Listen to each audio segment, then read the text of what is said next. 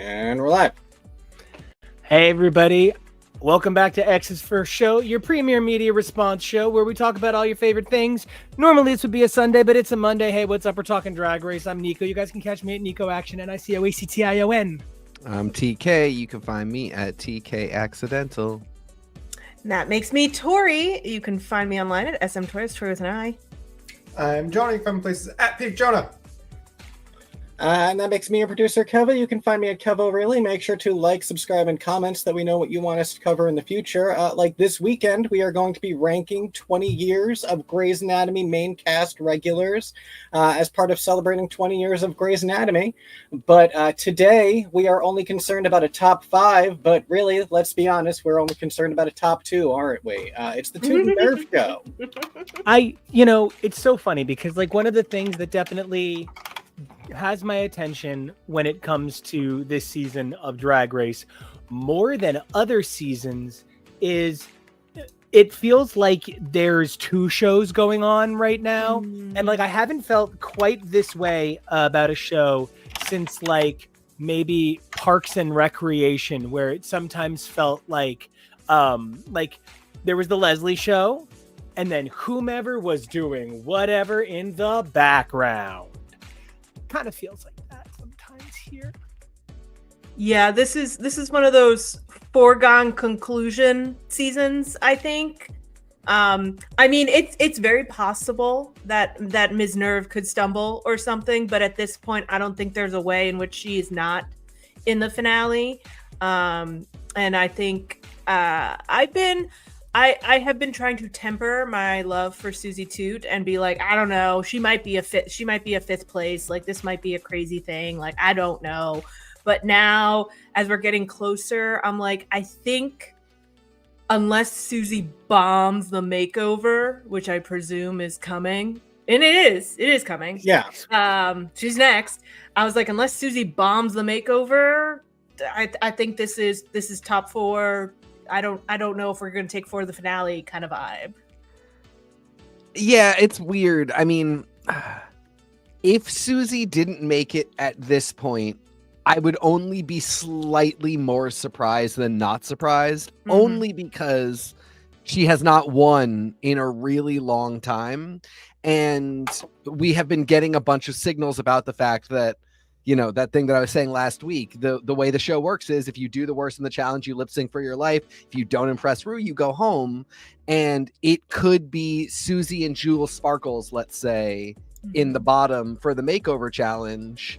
And Jules wins the lip sync. Like that could happen. And it wouldn't be like the Drag Race's greatest miscarriage of justice, even though if you had asked the question around Snatch Game, we all would have said, Suzie's amazing. She's definitely going towards the finale and she'll probably get at least one more win under her belt. But that just hasn't happened. And for me, I kind of feel like it's Sam or Jules that could go. It seems like Jules with 1 win is the most likely, but people with worse track records have gone into the finale completely fine. And there again, like this show has really reminded us this year. So it reminded me, I've been really like accepting this year. It's RuPaul's Drag Race. It's not RuPaul's meritocracy that you can judge purely based on the numbers. And sometimes it's just going to be kind of vibes and judgments. And this person that you're like, well, no, I mean, they've been saying she's been doing great all season. Miss Suzie Toot is going to be the person that is the Ben de la Creme strong 5th out. Yeah. Also, at this moment in that photo that KEVO you just passed, in that previous photo, in case anybody was wondering, Jules Sparkle's pants are in fact Denim Groove is in the heart, and D-Light is having a moment. I can barely look at these pants. This is like lenticular come to denim. It is intense. Yes. Yeah, I don't hate it, but it was wild to look at. Yeah. Yeah, These are definitely the missing spice from the KFC secret formula. For people who don't know, if you wear a very tight pinstripe on TV, sometimes it will do that funky wavy dance thing that her pants are doing, which is why it's very confusing to see it, because your brain is like, oh no, she's wearing a pinstripe, and then you get closer and you're like, no, this is painted to look like this. This is hot as hell. I'm actually surprised they allowed her to wear those pants because they've told people before in their confessional outfits they're not allowed to wear striped shirts like that because the fact Tori's talking about is called Moira. And it does not read well on camera and it hurts the eyes. Similar to how Jules is wearing colored contacts. For no reason. For no reason. Fab. Amazing. Brilliant. I gotta be honest. Colored contacts fall in one of two categories for me. Either Dragula and Disney Halloween performer and cosplay and that whole vibe, or middle school girl, and that includes high school gay male because that falls under middle school girl. Yep. And so I feel like Jules wearing them, it's this weird cross section. There's that Venn diagram of like, it's okay, it's not okay. Here's this Venn diagram where it's somehow both okay and not okay. But I think it's that like color contacts for me are like flip phones. I know they're still out there and people are still making them and they're always threatening to make a comeback, but like. Well, and I think it's especially because it's in the workroom. We don't mind a colored contact when it's surrounded by crazy eyeliner and all kinds of things. And this is a very specific gray color contact that does really pop on her face because she has darker features around it. It's a very stunning look. If she'd been wearing these from day one, we would have been like, oh my God, Jules. She's popped them in before because I've seen them. And I'm really glad you pointed out that they're contacts because I felt like I was crazy that I've seen her eyes look like this sometimes and not other times. So now I'm like, okay, no, it's an illusion. I appreciate knowing that. This color is called Brock Ash and Misty Smoke from a Distant Fire, and it's available. It's called Gray Fierce, obviously. Speaking of Gray Fierce, greatest news ever, and I have to say it on air because this is the moment you say it. This is when you say it. This is how you say it. Look for new coverage. Look for new coverage because in addition to Heidi Klum certainly hosting New Project Runway, Christian Siriano is certainly mentoring it. And it's Ofish, and I'm very excited. I'm very happy, and I'm thrilled. Almost as thrilled as the fact that I keep forgetting the pit crew even still on the show. Not that I don't think that these lovely models don't earn their prices right money, but I do think, there is something about the fact that the pit crew serves no purpose anymore because, and I'm trying to say this lovingly, the burden of hottie factor was not on the girls in the first few seasons. And so you had the pit crew to round out the look factor. But now every girl has always been beautiful. But like now they're treated that way in the workroom in a way where they're allowed to showcase that they're beautiful. And so like half the time you don't need Bruno's package because Joey J's dick pic is leaking. So like you're fine. Yeah, we definitely we see more fashion in the workroom, even on regular seasons. In All Stars, they're always bringing fashion. But like for these, we're seeing more. I mean, I think Morphine broke it open, really. Just showing up full mug. I mean, it goes back further than that. And Nico, you're so kind with the way you described it. But like, that's because I want to book bitches. Yeah, exactly. But I mean, like realistically, season 7, they were like the one hot person, Pearl. Season like 7, you say? Good note. I'm glad you said season 7. That will come up again later. Thank you for saying season 7. The one hot queen of season 7, Pearl, and then everybody else is just kind of there. And like, don't get me wrong, like nobody is like so horrifying to look at, but like Pearl was sort of a conventionally attractive guy. And as seasons went on, you would maybe see a little bit more of that, but like a lot of the contestants were not conventionally attractive, were often more, they just kind of like were coming in not at their cutest. Their looks weren't their cutest. Like a lot of people didn't glow up in boy form even until after the show. It's the thing my Aunt Jeannie said about Tori Amos from the Tori Amos episode. She's not really concerned with being a looker, is she? Okay. And you know that a lot of people weren't. They came to do really good drag. They didn't super care what their confessionals were. But the show, as the show is starting to tell us in seasons like this that they really wanted a showmance. The show also really started to tell us as it got into the double digits, hey, you'll do even better if you can be in some way attractive.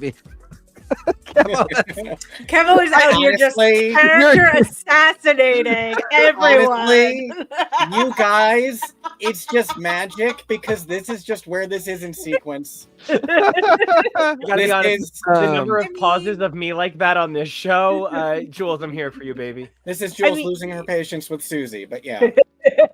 I mean, And, like, go ahead. I was just gonna say, is season 7 really when we started going deep on the who's the trait of the season? Because I feel like in the first few seasons, it was an unspoken idea. Yeah. Well, and season 7 specifically is where Rue, in commentary about the show, kept talking about how attractive Pearl was and how that was a motivating factor for why she didn't kick her off, for why she really continued to encourage her even when she seemed to really hate her. And more after season 7, you see, each time they do identify who's the trait of the season, and there will be like your Cameron Michaels, where it's just like, this is absurd. But then you go into it more, and it's like, and especially with girls coming back from All Stars, having glowed up for both their drag and in their boy, because now those girls have seen themselves and have thought to themselves like, hey, wouldn't it be nice if I looked even better in my confessionals? And then the girls who are, 14 watching both an episode or a season of regular and All Stars, seeing everybody go in looking pretty good.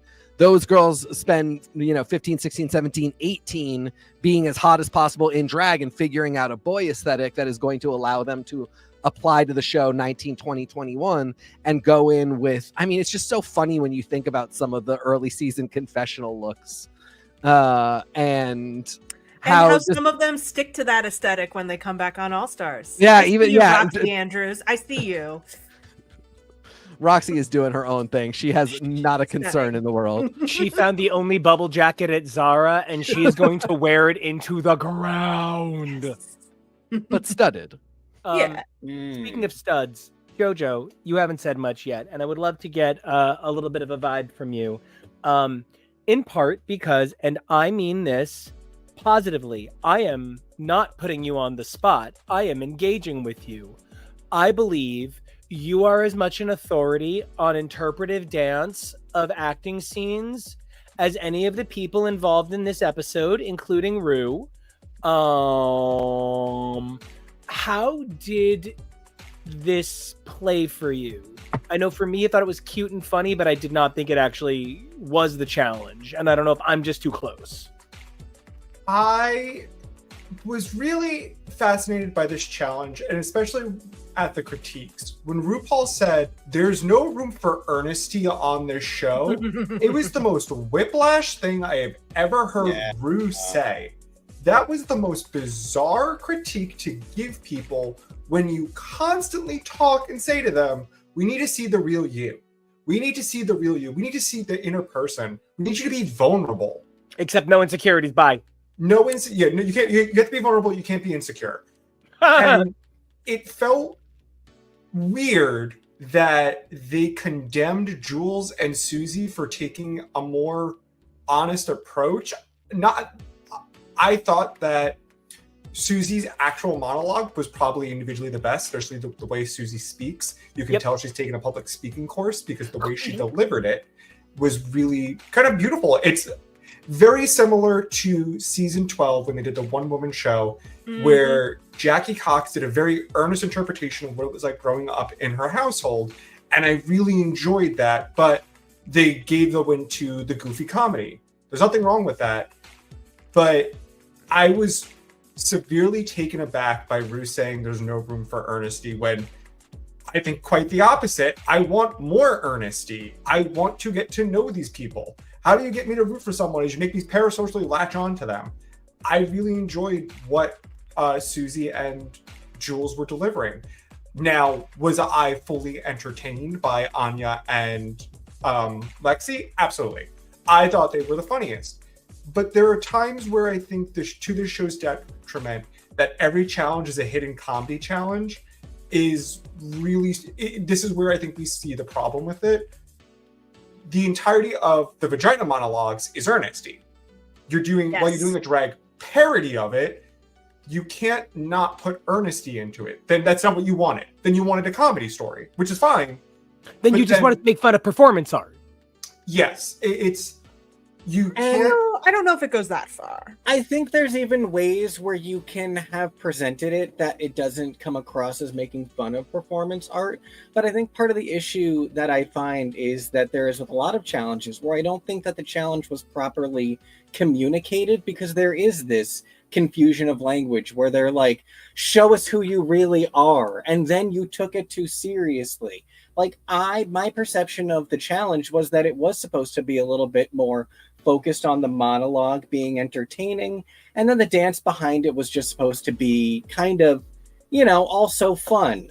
I felt like Suzie taking it too seriously with the choreography. Like, that's not what Rue was looking for, I felt. But then it's not exactly communicated to the girls what they're supposed to be doing. Should they be taking it that seriously with beats and choreography? Or should they have just been making it up and having fun? If you're not telling them what the challenge is, you can't expect them to do it right. Yeah, we had clocked this, that the Drag Race Wiki had labeled this as stand-up going into this, and being like, wow, that's such a choice. That's such an interesting thing to put in.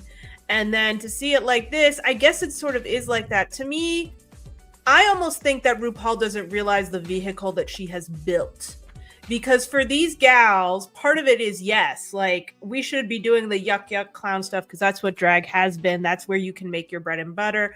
Everyone loves a laughing drag queen on a TV show. If she's able to showcase that these girls can do drama, that these girls can hold their own on like a Netflix show, a Netflix drama, or even just a Netflix dramedy, then it's a lot bigger of a thing. And I think that the show is now starting to kind of build in these moments where it could go that way and these girls could have that opportunity, but then no one told RuPaul. And I think that there's a disconnect in the way that what these girls need from the show, what the show is trying to showcase to the world, and what RuPaul thinks makes a good drag queen. I think there's a small disconnect that's starting to fissure. And I think part of it for me, where I said, I want to be clear, when I said making fun of, it's that Rue literally said stuff like if you want to be good, you can't do that kind of dance. That kind of dance doesn't work in this. That's not the case. That's your taste, Rue. And actually, I think earnesty does exist in more performance art than it doesn't. So for Rue to say that earnesty doesn't work in performance art, which was one of her commentaries, was kind of, then what do you want from this? If literally you just want people going, what Lexi did was hysterical for a Groundling sketch in Chicago in 2007. And it was brilliant for a Groundling sketch. Brilliant. But that is not, I mean, I saw Wishful Drinking. I saw one of the legends of all time do a one-woman show with a chalkboard explaining her father's infidelity and making it hysterical. And she didn't once wave her arms like an octopus. I think the Suzie critique made sense to me. So the thing that really bummed me out was I thought Suzie's monologue was significantly the best. Again, because I think somebody said it is clearly, I think Tori, you said like clearly she had done some kind of public speaking. She just clearly was prepared and it was earnest, but it was also funny. I thought comparatively, while Lexi and Anya were funny, it was so chaotic and mishmash and funny by way of amateurish, really cute and relatable, but I didn't think they were particularly good. I didn't really follow them. I thought the dances were both really great. I thought they were really committed to the humor of the dances. But I didn't think that made up for the fact that either monologue, I thought both monologues were pretty weak. I thought Suzie's monologue was really, really strong and really funny. And to me was enough to call it a win in and of itself. But I know we did this as teams. Suzie's dance surprised me in how serious it was, only because the monologue had both comedy and seriousness. And if Rue's critique had been, your monologue mixed these two so well, and then your dance was very serious, but it was missing that same comedy, I would have been fine with it. Because I do think that I think your critique of Rue's critique, Nico, the idea that like earnesty has no place in that was a crap critique. That was just incorrect and wrong. But to say to Suzie, you had 3/4 of the right elements. You were just missing a little bit of comedy in your dance routine. I thought that would have been a reasonable critique. And that's what I felt was missing from her thing. But I really felt like in comparison, everybody else only had half of it right, or maybe even just a quarter of it right. If the dance was really good, the monologue was not really followable or relatable. I loved how physically engaged and committed Anya and Lexi were, and I think praising them for that makes a lot of sense. But I just... I was just saying, this isn't a meritocracy. It's whatever RuPaul wants. But I do think even when we're there, Ru still has to kind of explain herself a little bit. And this was just such a hodgepodge of a weird prompt, not very clear instructions, a weird rubric for success, and then weird communication about what went down. And also, we were talking about this while we watched it. Maybe I thought Suzie did the best because I don't think this was a great idea for a challenge, and I was not interested in continuing after Suzie and Jules. Not because I didn't really know what we were doing here. And I didn't want to watch 4 more of these after I'd watched 2. I can't get through a whole 6-pack of anything. Yeah, I don't want 6 Diet Cokes at once. Yeah, and like it's really interesting because the thing about Jules's monologue with Suzie as a dancer is the only one where Suzie is not doing Jules in the story. She's doing the ghost. Yeah. I believe that part of it is that maybe RuPaul didn't get that she's the ghost. Yeah. The ghost is a sad little kid. I think maybe there should have been some tweaks of if the ghost is going to make you be gay, the ghost has to be gay. Yeah. But I think it got a little lost in the translation. I thought Jules' idea was very charming. It wasn't the least bit funny. Yes, it wasn't at all funny. And it was a little bit, it sort of lulled in the middle, but I thought it was such a charming, sincere concept. I don't know. I was so surprised that they went like Anya and Lexi were such a runaway hit. When again, I thought they were good, but there were equal problems with theirs. That there were different problems, but I had as much trouble with theirs as I had with Jules and Suzie's. It was very fascinating because I think Suzie does her monologue and Jules nails the dance and you're like, oh, they got this. And then they switch and then it doesn't work. Jules doesn't have the storytelling that Suzie has. So you hear Jules and Jules sounds like a normal person. She doesn't sound like somebody who's done speech and debate, who's done public speaking, who's done whatever. She sounds like an earnest, everyday person going and delivering this. And she still sounds great. But you have that to work with. And then Suzie, I think, was maybe a little more rigid. I wonder if Suzie took ballet.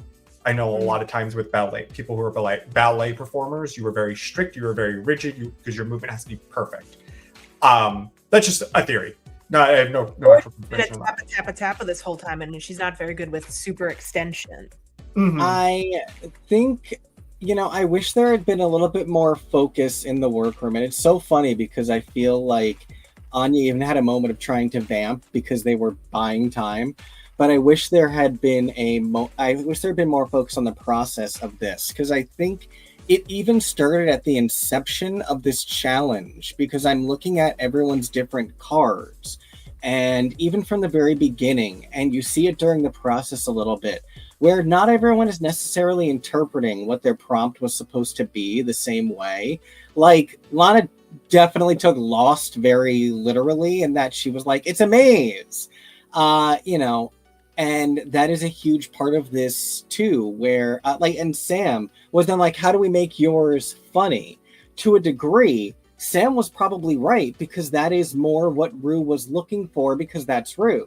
Whether we agree that it is correct that it is the matching of interpretive dance and monologues or not, Rue was probably looking for what Lexi and what Anya did in that 2007 Groundlings type comedy, and that's why Sam was trying to be like, let's be funny. But Lana was taking it more seriously, and at that, she was taking it kind of literal. Jules got out of this world. I was kind of expecting some kind of weird alien thing. So Ghost was an interesting way to take out of this world. But even that, the original prompt was tough. How they chose to interpret it is very personal. And then how Rue chose to take that. Like we said, we're not sure that she got that the ghost was Jules. Or maybe you don't get that until the very end, but you're watching the whole thing and you're like, oh, at the end, oh, she was the ghost. Well, this sort of art is always very weird and subjective. So I think it was very interesting that it was saved till so late. I'm hearing what you're talking about, especially interpretation, because in the episode, Lexi says, I'm trying to think of a good story that's a little more lighter and funnier, because most of mine are a little more serious. And I don't know if her story actually delivered the prompt. I don't know, and that was one of her critiques. And it feels a little like they were justifying, well, we're going to give them the win anyway, so we have to justify it that, yeah, she didn't really fulfill the prompt, but it was great anyway. We loved it. And that I hate that they're giving that narrative to Lexi, because that's not fair to give to somebody, because it makes people root against them. You see this idea of, oh, she's getting favoritism. Doesn't matter what she does, they're going to eat her up every time she's on that damn stage. And that, I don't like that, because that only services to hurt the girl they're doing it to. Which kind of brings me even full circle on the whole idea. One of the problems I have with challenges that the judges themselves don't really understand, and this is something that I'm so glad Tori taught me. I can be a musical genius, and I can have all the coolest musical ideas in the world, and I can be like, and when this part hits, then this should happen with the lights. But you know who's going to have a slightly cooler idea about how to do stage lighting? Somebody who went to school for dramatic stage lighting. They're just going to know a little bit better than I would, because they've got that kind of knowledge. What I find more often than not winds up happening is this is so frequently a bunch of people who lack a certain knowledge base performing a certain way for people who lack a certain knowledge base, judging that performance. And when it comes to something like the unfair favoritism it provides to somebody like Lexi, it winds up giving us the wrong idea about a lot of things. It is part of where I'm not sure that Rusical should really be called Rusical. It should kind of be called like Rue's Parody Panto. And it's not really a musical. It's not really a musical. It doesn't usually tell an actual story through song. It doesn't do those things. So we're just putting a word to it because it's easier to use the wrong word. And it's always fascinating to me. And this is why I brought it up in that context of Tori. It's always fascinating to me that, and I'm using this really silly example because it's really silly and I'm using something far too extreme. But if you say to a marine biologist that, well, that's not a musical, that's a song cycle, they may say to you, who gives a shit? It's a musical. Calm down. But I'm going to say to you, that's a porpoise, not an orca. And you're going to say to me, you're an idiot. They're two totally different things. And I'm going to say to you, congratulations. Now you're just as dumb as me. And like, kind of sort of what winds up happening here a little bit. The judgments themselves are as ineffective as the lack of knowledge of the performance. What we get is still beautiful. What we get is still amazing. But when you tell me I'm getting a Mazda and instead you hand me a plate of sushi, I might like sushi, but I was really expecting to drive home, and this sushi is not a set of wheels. And it's like I was saying earlier, in terms of, Rue could have presented in a way that isn't, I want to make fun of interpretive dance, but, I want this thing. Rue's panto parodies instead of Rusical would be a really great concept. But, it's language does matter, right. And she says that. So it does or it doesn't, Mama. Yeah. Short. And I think also this, for me, this is really crystallizing what I think NICO's been hypothesizing this whole season, which is that we are putting these girls into scenarios they are not prepared for or trained for and will likely never be in again. This was really the first time where I really sat there and I said, what the hell does this have to do with a drag show? And I've been on the line on this idea for a while where I'm like, well, we got to push them out of their comfort zones. And, some people are look queens, some people are comedy queens, blah, blah, blah, blah, blah. But at the end of the day, I'm like, RuPaul does not like theater that much. So why are we doing this without being very specific about what we want? I think possibly what she really wanted was an earnest monologue where the dancer is making the jokes. And that's probably what she envisioned in her head, but she never made it part of the prompt. And I think we need to really, for me, if you want me to believe that this is what drag should be, that these are options that a drag queen will have to go through in life to decide what she wants to specialize in, then it needs to be those things. You need to start the interpretive drag show that we're all looking for. You need to start, and I'm just going to say it, the Cunt Monologues, and run it as a drag parody off Broadway downtown for 10 years. Work the World this summer is going to be the girls as famous other girls. I just saw that. So yes. It's Kimchi as Mimi. It's I think it's Naomi as Bae or Rihanna. I can't remember. Somebody else is Rihanna. I think it's Naomi as Bae. It's just like it's people doing these performances as these girls, which is, I guess, what we're saying. It's a little snatchy. But like, cause when you say, how is this going to help girls do drag? I performed in a drag show last year where a woman beat herself to a song about feeling not pretty. Right. People perform in drag every which way they want, but your point is exactly right. These girls are not. Yeah, and also RuPaul's technically not really looking for that girl. Like, you need to have a lot more of other stuff. That may be something that's how you got your start. That's how that's the trick thing that you pull out in the middle of the lineup. But like, that's not the kind of drag that RuPaul is looking for to elevate so far in Drag Race. So that wouldn't be something where you're like, I do a song where I beat myself to death, is not something that you put in your audition tape. So then why are we doing it to our top 6? Because, I also love... Go ahead, sorry. Oh, no, just saying, like, if it was, like, the full group and we're getting, like, oh, my God, look how terrible everyone is, and a lot of, like, of that, like, sure, whatever. But, like, when this is your top 6 and this is the echelon, like, what are you pulling? KEVO, I'm so sorry. No, you're fine. I love your interpretation of what you felt like the challenge was going to be. I overall was sort of feeling like it was supposed to be the same thing. And in that regard, I kind of assumed with the second girl being just the dancer and with it being so chaotic and unfocused, that the focus was going to be more on your personal monologue. And again, when we thought it would be, at least earnestness would be taken slightly serious. And the girl in the background was kind of just flavor. It was kind of just something, because otherwise you're just standing there doing a monologue, and Rue probably thought about that much at least and was like, that's not going to entertain me. I need someone dancing around in the corner of my peripheral. But I kind of thought and hoped that the dancing wasn't going to be a huge element, because again, there was no focus put on it. There was no rubric or guidelines. So, like, what were you expecting them to be able to do with a monologue? Like, yeah, there's standards that you can think that there should be for that. But when you're saying just do an interpretive dance, that's kind of nonsense, and you know it. I think the last thing I want to say on this before we kind of move forward to the other part of the challenge that I want to talk about. I feel like one of the things that the girls got graded on here is what they care about. And that's sort of like interesting a little bit. If you ask me, right, my Norman Lear. If you ask me, my Norman Lear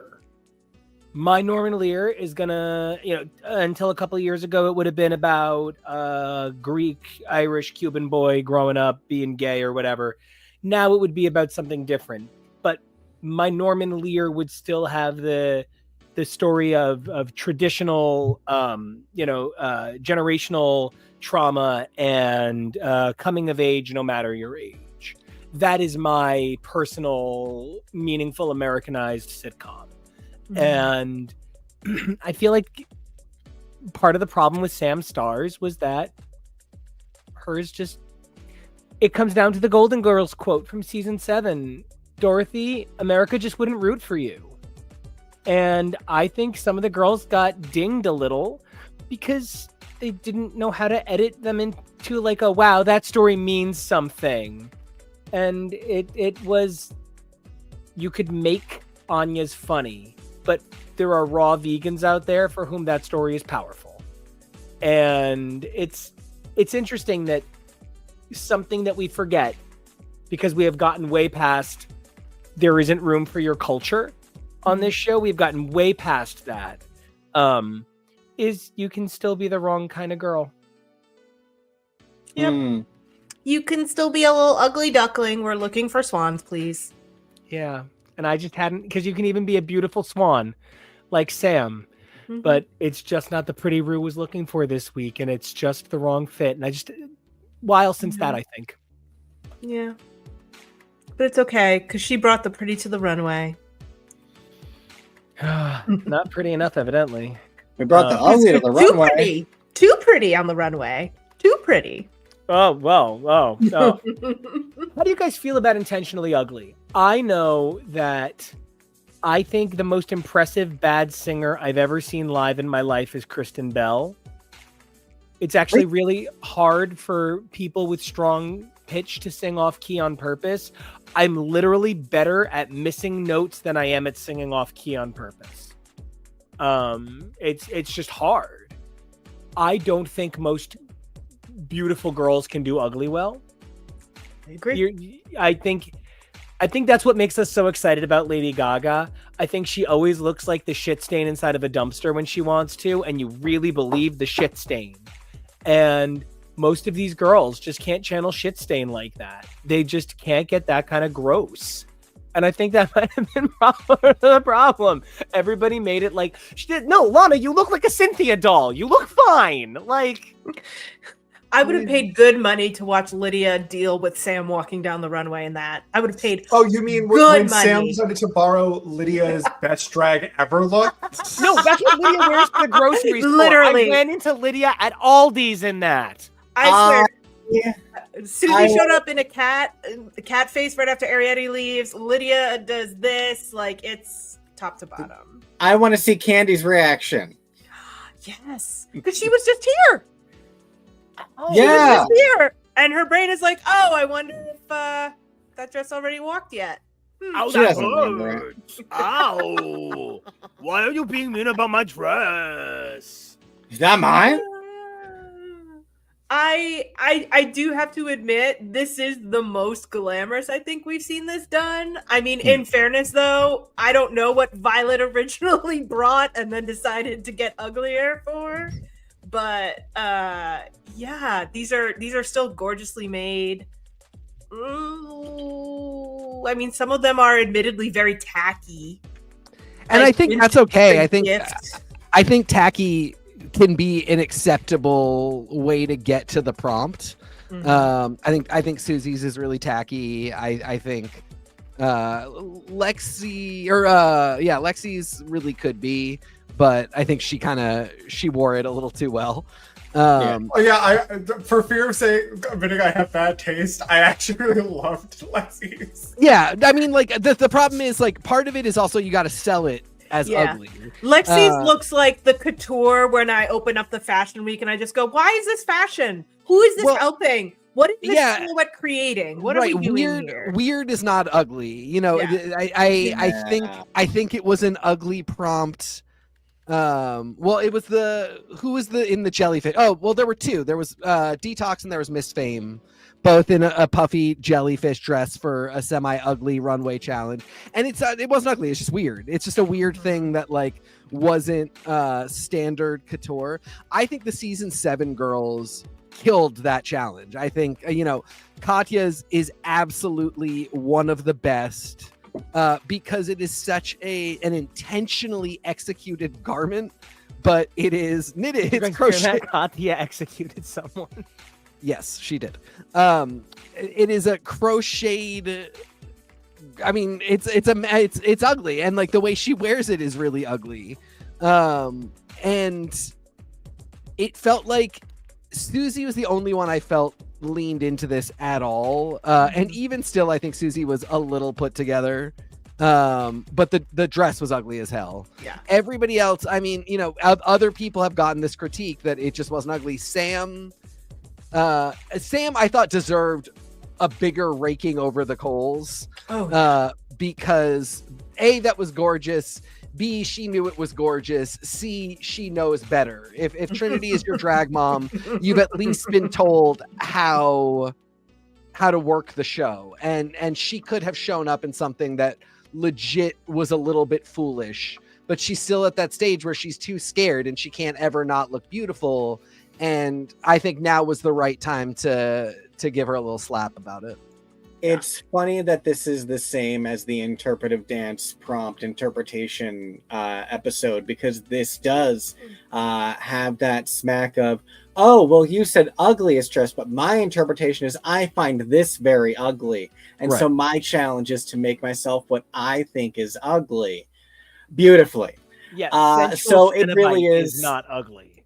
It's not. And, that's a thing. But queens love to be sneaky, and you got to respect the game. I look at this Suzie one and I see this skirt, and I have to wonder if this is just a cover on what is actually a beautiful dress underneath. And so, it's all about thinking and playing the game. But the arms are full on Buzz Lightyear wings. Yeah. She has a song from Beauty and the Beast too. No, it's Bells Enchanted Christmas. I literally said Christmas. that out loud on Friday. Jonah, this is the first. So those of you who don't know, this is the first episode of Drag Race that we watched without Jonah in like a year. And I literally said out loud, "Oh my God, look at the bottom of that. It's Bells Enchanted Christmas." I wanted the Christmas Buzz Lightyear so bad. Anyway. I love, Nico, that you mentioned Cenobites, though, because like Geiger and Cenobites are two really fantastic examples of something that is horrifying. Don't get me wrong. Like the works of H.R. Geiger and like the aesthetic of the Cenobites is for horror, and it's horrifying, but it's not ugly. Like it's not. I mean, like exactly. No matter what. So you can't. You have to know that this prompt is asking you to look bad. Like so many people look hot in Geigerian outfits and in their Cenobite outfit. The cross section is the Madonna Human Nature video. Precisely. Yep. Where like again, like that's just sex on the stick. That's everything. That is so gorgeous and sexy. And Sam is in the red style of that. Which is, it's great. I mean, it's really cool, but like what you were asked to do is have people look at you and roll their eyes and go, "Oh, that's horrible." And if you can't ever accept anybody doing that about you, I have questions. Now, I do want to point out, speaking of having questions and about exactly what you're saying, TK, you're pointing out that there is some stuff that like people have trouble understanding the sexy and the ugly in the ways that they blend, and everybody here on this panel has dinged me for what I will admit is ultimately now a bad opinion. and I'm glad I've grown. It's gonna sound so off topic, but you know what? Like, okay, boopy doop sexy Christmas is fine. And here's where the conversation comes in. Wow, that's actually a bigger deal than you think, listeners. It really is. I'm sat. I'm sat. That is 2 Christmases. We'll talk about it. But Push on your nervous side. It's Christmas time. can I tell you how every one of these girls looks like a holiday girl? Every one of them is channeling a holiday, and it made me think of something really fucking stupid. My top 3 favorite season of Great American Food Truck Race is, which is not the name of the show, is the holiday Christmas season in the North, because there's something incredible about them driving through the holiday experience, about having that magic. I know that certainly I am not shackling any one of these girls to a specific holiday calendar or system of beliefs, but I think a lot of us do get kind of like a vibe going from the end of summer to Christmas, where it's just nonstop season banger. And I kind of feel like with, Easter and Cinco de Mayo on the upcoming, and of course Sam dressed as our patron saint of bacon, I feel like we have the opportunity to kind of like go a bit of a different place, because if you don't think that drag is holidays, Christmas or not, Hanukkah or not, Ramadan or not, I am not here to necessarily even bring in religious facing holidays, but think about Thanksgiving, a national facing holiday, and how Anya Nerve could absolutely be the pardoned turkey this year. So do you know what this is for me then? This is the Pink Ladies number from Grease 2. Oh no, where they perform Girl for All Seasons. I genuinely am love not this kidding. number. That is my least favorite scene in Grease 2. I'm not. No, that is impossible, because Michael's scene where he sings by himself charades, I literally, Jonah, did I get up to pee when we watched it together? Did I refuse to watch that scene? No, Michael's solo is, Stephanie's solo is even better than Michael's.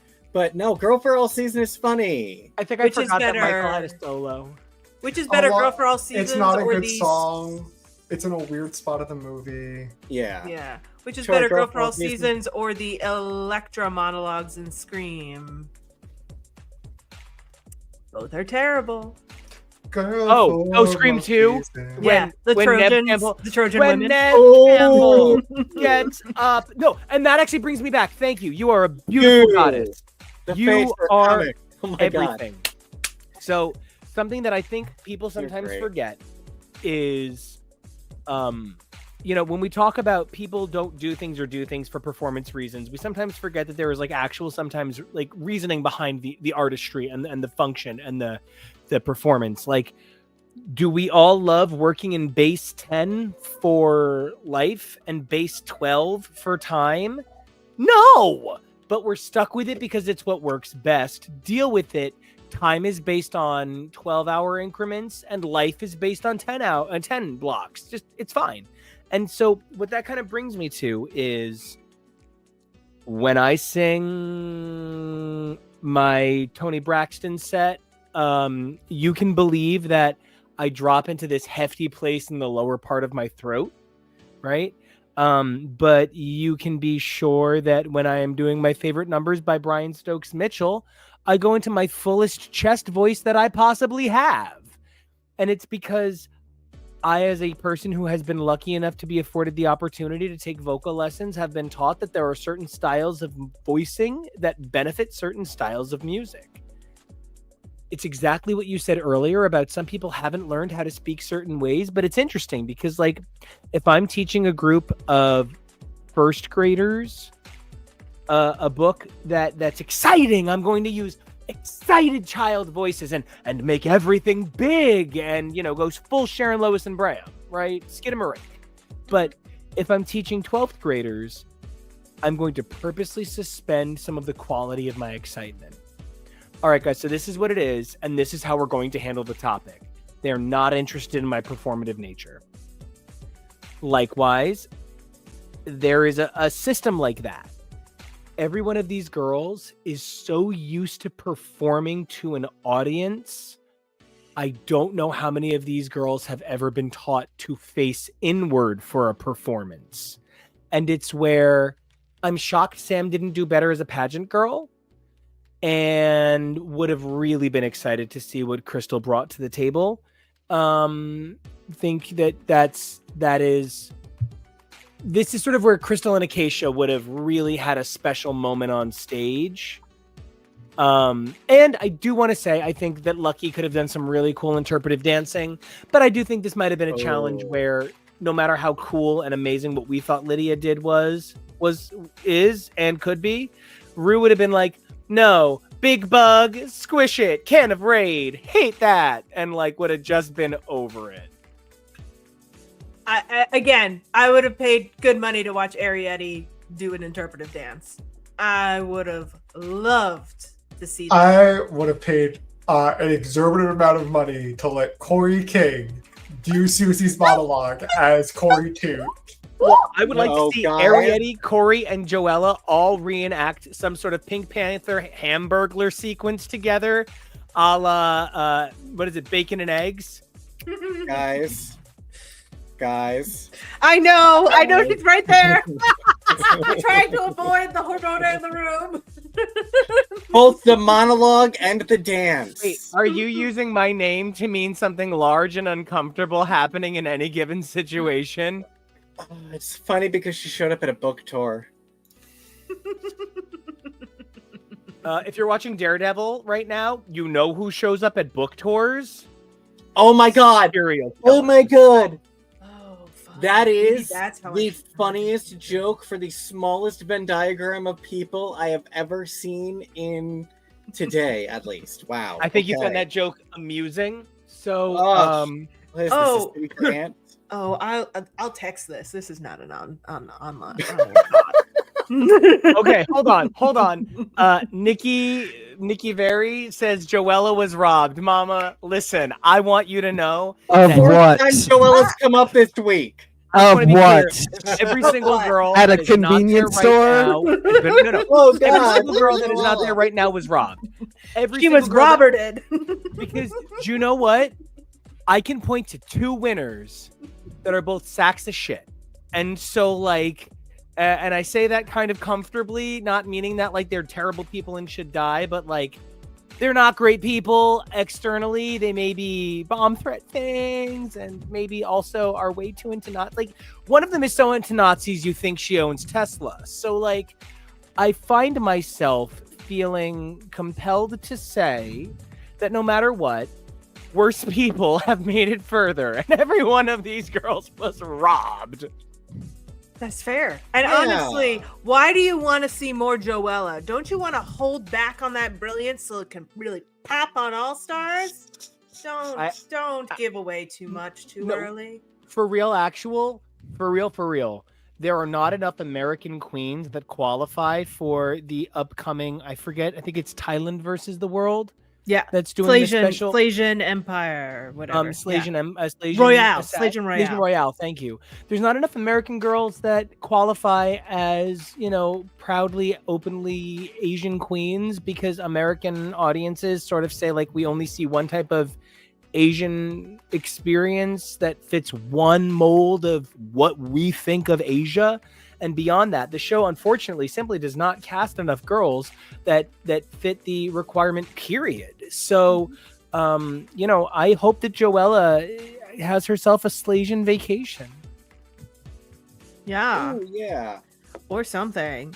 I actually think that this is honestly a solid season where we are going to see most of these girls back for All Stars. Just like the casting alone and like what they kind of each bring, I think they're all very strong in very specific ways. And I don't personally know. think that Sam Starr has a great career with Carnal Films. Yeah, that is why I grabbed this screen cap from next week where Sam Starr has that scruff for the first time. Oh, Hey. is that a porn industry? Okay. First of all, I thought you said kernel, like popcorn. So that was interesting for a second. Okay, Colonel DeMarco absolutely is one of the performers on men.com. Yeah. You know who would appreciate this? All of these little piggies. So Eat it up. E, Eat. oh, okay. I just want to say also that when you're wrong, you're wrong.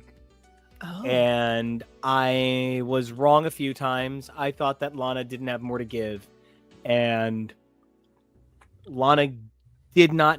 I can't say Lana had more to give than the people that went home instead, but I can say that Lana gave her entire heart, her entire soul, every minute she was on screen. This is a person that lives, breathes, and exists drag. I hope her career is as beautiful as her heart. And I wish her the joy she brought her audience, which immense, and she has a fan for life. So, everyone, I talked too much about one of my favorite movies, Josie and the Pussycats, and I was talking about it to NICO today, and I was talking about the young women who auditioned for the Rosario Dawson role of Val, who were contenders. One young performer who was looked at, who was considered, but was considered quiet and shy, so she was passed on. You might know her as Beyonce. They passed on Beyonce for being quiet, and she then very quickly never was on, again. She very quickly went on to be an Austin Powers girl in the third Austin Powers movie, and I thought she was amazing, one of the best parts of the film. And she is very funny. And so I bring this up to compare to Lana, who I felt most of this season has been very shy, but because Jonah had a lovely vacation this weekend, going to an amazing convention, I took on my own screen capping responsibilities this week. So I was watching very closely, and I'm remembering when Lana was trying to be the peacemaker last week, and that's why Jules was saying that Lana was the angel on her shoulder to the Ariete devil.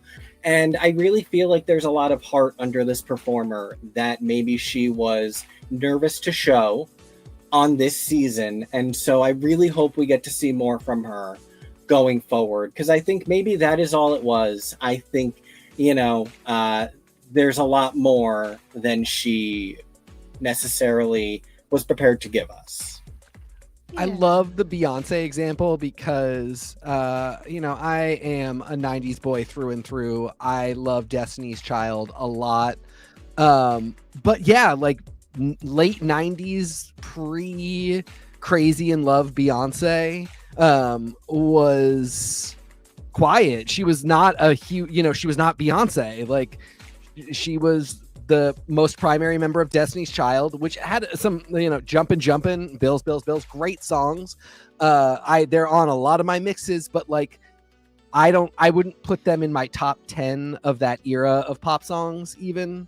And, Beyonce was super cool, but like, I even think at the time, somebody like Maya, as a comparable pop star was somebody who I thought to me was bigger at the time. Yes, same. And then Ashanti, Aaliyah, J-Lo. I mean, like, there's a lot of people who just seem bigger to me. And then that spring of my senior year of high school, Crazy in Love came out, and it was like, oh, this is her, like her big single. And then what's really funny is I fell out of pop music, and when I fell back in like 5 to 8 years later, Beyonce was huge, and I had kind of missed her getting huge. I love the example. I love that you brought up that it was your senior year, because the single came out your senior year. The album came out my senior year. Yeah. You are painting a really important point for the context of what develops the understanding of these girls. Okay. That's that point where music froze. Like, dude, you're onto something. And I was 7. No, it's true. I think everyone kind of freezes their music taste for like the first couple years of college because they're just away from it all. Or you get deep, you become like a lot of people. That's like where they discover pop music for the first time. You get all Sgt. But I mean, like, if you had asked me, even when Crazy in Love was coming out, if Beyonce was like the best or awesome or like I thought she was really cool. I kind of would have said no. I kind of wouldn't have been excited to hear that she was in anything. I wouldn't have said she was bad. I wouldn't have said I disliked her. But Right. again, Maya, I would have been like, well, why wasn't it Maya? I want to be really real about the fact that I don't think Lana did that great in a lot of stuff when she started being in the bottom a lot and when she started sending girls home. And that doesn't have to mean that she's not a great drag performer. And the bigger thing that you pointed to, Kevo, is like the heart on this woman. I did not care for her as a contestant, and I a lot of what she brought to the challenges I thought was not good. It wasn't competitive. Let's not even say not good. I love that word. It wasn't competitive what she brought to the challenges. Drag is so much bigger than Drag Race challenges. Not being competitive on Drag Race challenges is not a measure of your ability to do any kind of drag. This is absolutely, she would be top of list of performers that I would be curious about in a live performance, because when it's what she chose to do and not what she's being challenged to do by RuPaul, who can't even define what she wants from her vagina monologues challenge that charity, So, you know, I want to be really real about the fact that I would have rather seen Lana go home earlier so that I didn't have to constantly watch her get set up to fail and just not really be able to rise to some kind of obscure challenges, because I think go out a legend. But the balance of that is that every week, I mean, she's like the queen of Untucked to me in a lot of ways. Every week she's that girl in Untucked going like, can we just figure this out and can we not be fighting so that we can maintain the sisterhood? And very much in that way of like, she's not shying away from the confrontation, because sometimes she's very confrontational and, dare I say, a little bit rude from time to time to poor Miss Suzie Toot. But at the same time, you know, you can still see that there's love there, and that she really was such a heart of the show. I think she absolutely could be a contender for Miss Congeniality. Yes. Too. Yep. And yeah, I'm really excited to see more from her. While I also do feel really comfortable saying like, yeah, I just didn't think she was competitive in her last like 4 episodes of this show. I think she might have gotten a lot of advice from Lux. Yeah, and they are not the same person. I think Lux's advice doesn't work on a tender-hearted, sensitive soul like Lana Jarre, who wears clouds and fluffy sweaters. And did you see them together at the Roscoe's panel at all? I didn't. I'll need to check Watch it out. There's a psychological thing. They are not the same person at all, and sometimes the way Lux talks to and about her and about her context of drag is just like, oh, you're completely different people, to the point that like maybe the advice doesn't even apply. It like maybe you just should never listen to your mom. I think Lux is the one who can push confidence into Lana. I think Lux is the one who can raise that up. I think, unfortunately, she didn't quite get her to that level before she dropped her off at the pool. And I think that probably did not serve Lana well, because I think when you're sitting there alone and you're trying to remember what your support system would tell you, and all you have is Lux in your ear going, girl, cut their wigs, fuck them up, like tell them that you're the best and ain't nobody can do it like you, and just take the world by storm. Like, you can't think of how to get through it on your own. I also think, oh, sorry, Nico. Well, I just want to say thank you so much, TK, for bringing this up, because until the last couple of years, before DragCon and Roscoe's, the only kind of panel that drag queens could get was an STI panel. So I'm really grateful that these girls have an opportunity to share something social that isn't a disease. I'm sorry, I'm just being shady and silly. These girls are all the glasses amazing. Are on. No, the library is open. I mean, it's true insofar as like the industry of commentary shows and panels and things to be at is booming too, and it's a place where girls can shine. That again is not Drag Race, but is Drag Race adjacent, and we love seeing those opportunities. Yeah, Tori, I was thinking a lot about plain Jane and Lux, and how their strategies really only work for them. Corey, especially, having plain same energy of being really cunty and really insulting to the girls, and just being like to Jonah. and just saying, everything I do is amazing, but then really not doing well in a challenge. It's the thing with Jane was she would be so horrible, and she would insult your outfit, and she would say how amazing her outfit was. And then she would kill the challenge. Rue would agree that her outfit was amazing, and the girl she was insulting would get red for her terrible outfit. Yeah. So it was just like, can I argue? No. And similarly with Lux, she would sometimes just be hating on like Lucy, and Lucy wouldn't do that well in the challenge, and Rue would just be so charmed by Lux. And Corey and Lana often came with that same energy, but then Rue would be like, you weren't that good in the challenge. This outfit isn't that great. Like, I'm not wowed by this outfit at all. And then Lana would go backstage and Untucked and be like, I'm insulted that you got great praise, Suzie, and I didn't because I look great. And it's like, maybe you do, maybe you don't, but we're here to be judged by RuPaul, and RuPaul said that you don't look great. So coming at me with that energy might have worked for your mom when she was on top. It doesn't work for you when you are kind of in the middle. That is the meanest when your mom was on top. Also, let's get real here. I mean, yeah, and that's the thing is that Sam Starr, and you could even say Jules Sparkles, living in that Trinity the Tuck world. Yeah, that is not so much based on Trinity's personality, although one could say that Sam picked up more of that. Yeah, it's more of the vibe. It is the pageant system that created how they behave. Yeah, whereas.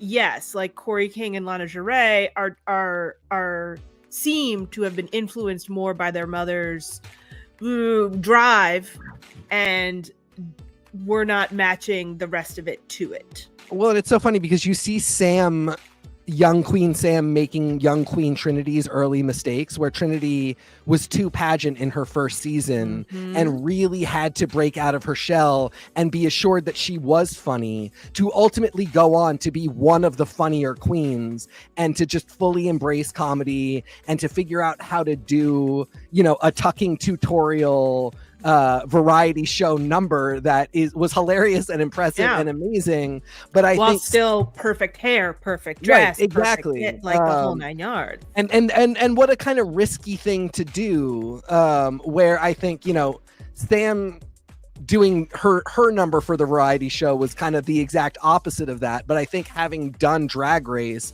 Sam and seeing her, the career trajectory of Trinity, could come back onto the show or do Work the World or, do a tour and come in with a really good comedy number and come in a little bit looser and prepared to be loved for being her and not loved for being a top performer in a contest. I love that. I don't think there's a better way to take this episode out of the episode part of things and transition us over to the draft race part. So everybody, this is a mini challenge. You have 1 minute to say your feelings about the what? What? This episode. You're making a joke. I thought you were saying we were immediately. Oh, I was like, I gotta clear some stuff. We got a minute challenge happening. I just want to say that I love that for whatever reason Suzie Toot came dressed like she's cosplaying a white version of Bast from Sandman, specifically from Sandman because it is all kinds of white, and I think it's adorable. I don't know. 15 was like the season. 16 was so much fun. 17 is so great, but like, and I'm going to use a funny kind of example, but like my own personal awakening into music. At 15, I thought because I could do like a sus4, I was the god of chord structures. At 16, I discovered speed chord playing and really got into that sort of like Prince passing chord modality. And at 17, I began perfecting, a jazzed out version of Jeff Buckley's Grace. Hint, it's bad, don't do it. So I really understand like that progression, and sometimes thinking that the biggest growth, that point at which you learned how to move your hand, that allowed you to learn 1,000 other ways to play, you think of that one differently. It's not that I think season 17 is less strong than the few seasons that came before it. It's that it lacks a cohesion. There's not, when I buy a bag of Skittles, it's a bunch of flavors that go together and they complement each other. So you can never really pick out the one. The problem with Drag Race 17 is that these are each beautifully delicious candy bars, and every one of them is fucking spectacular on their own. So they don't belong in a bag loose together. They don't shine loose together. And it's unfortunate that there aren't many seasons that allow 4 brilliant girls to compete against each other. But the truth is, for what Rue looks for, against her will, Suzie is very good at it. With her full permission, Anya is great at it. And all of these other girls get to run in the game. And I just really would like to see a more balanced season next season. Not that these girls aren't even keeled, but they do not make the same puzzle. They make uniquely beautiful puzzles on their own. Yeah. I mean, Miss Suzie Toot is the only one left who hasn't even placed low before.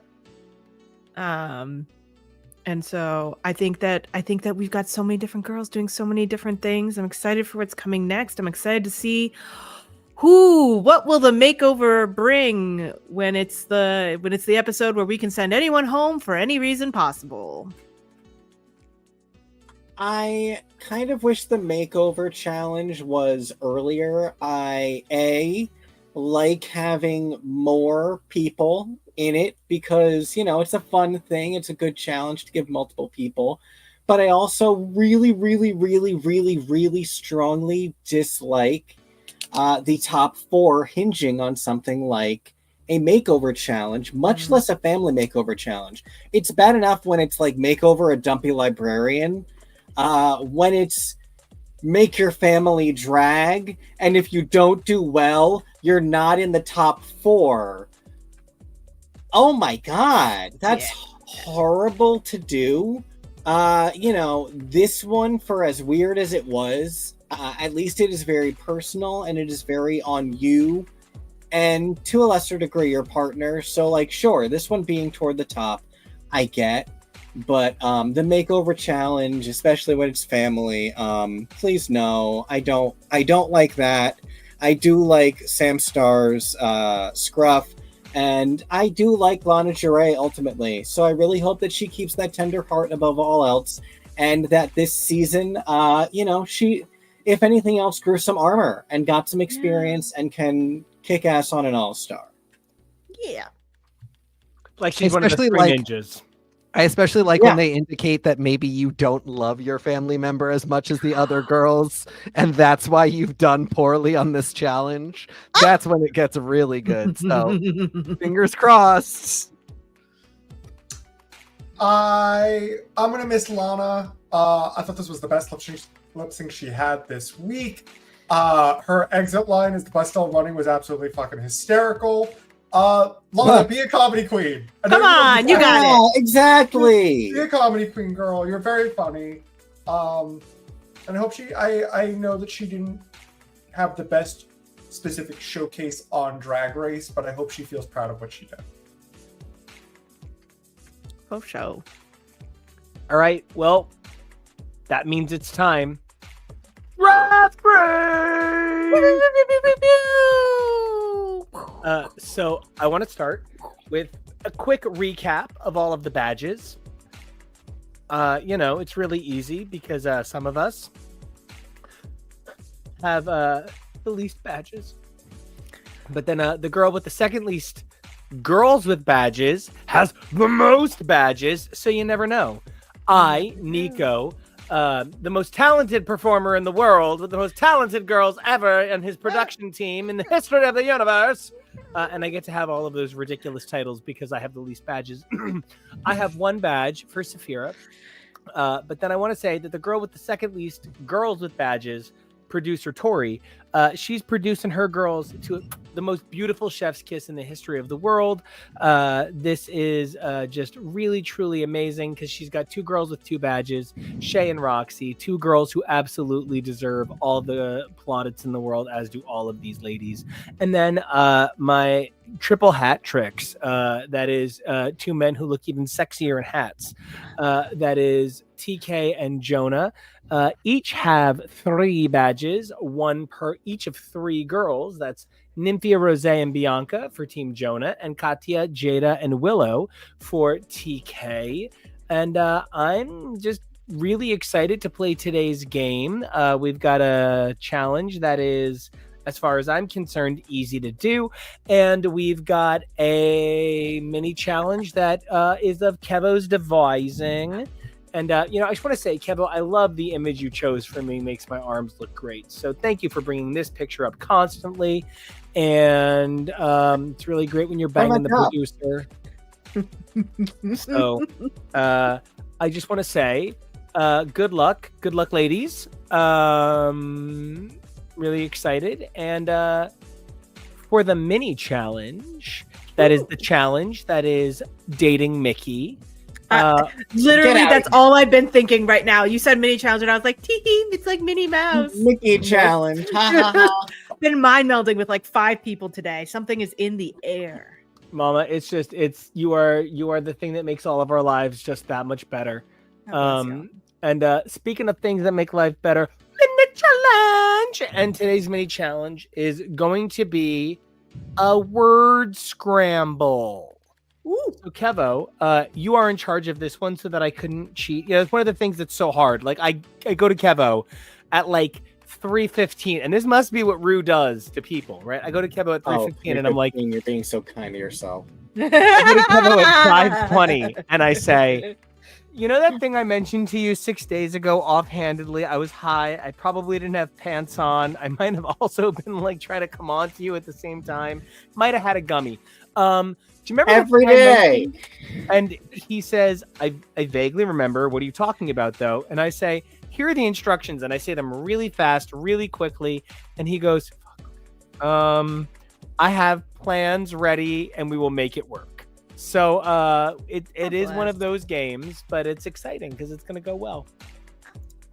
Hey, it's one of those things. It's one of those things where, we're doing this live right now, but some of you are watching the repack with enhanced graphics, so it's going to look a little fancier there. But we're ready. We've got it. Today we have, for the mini challenge, a word scramble made much easier by modern technology and the fact that there's websites that can scramble words for you.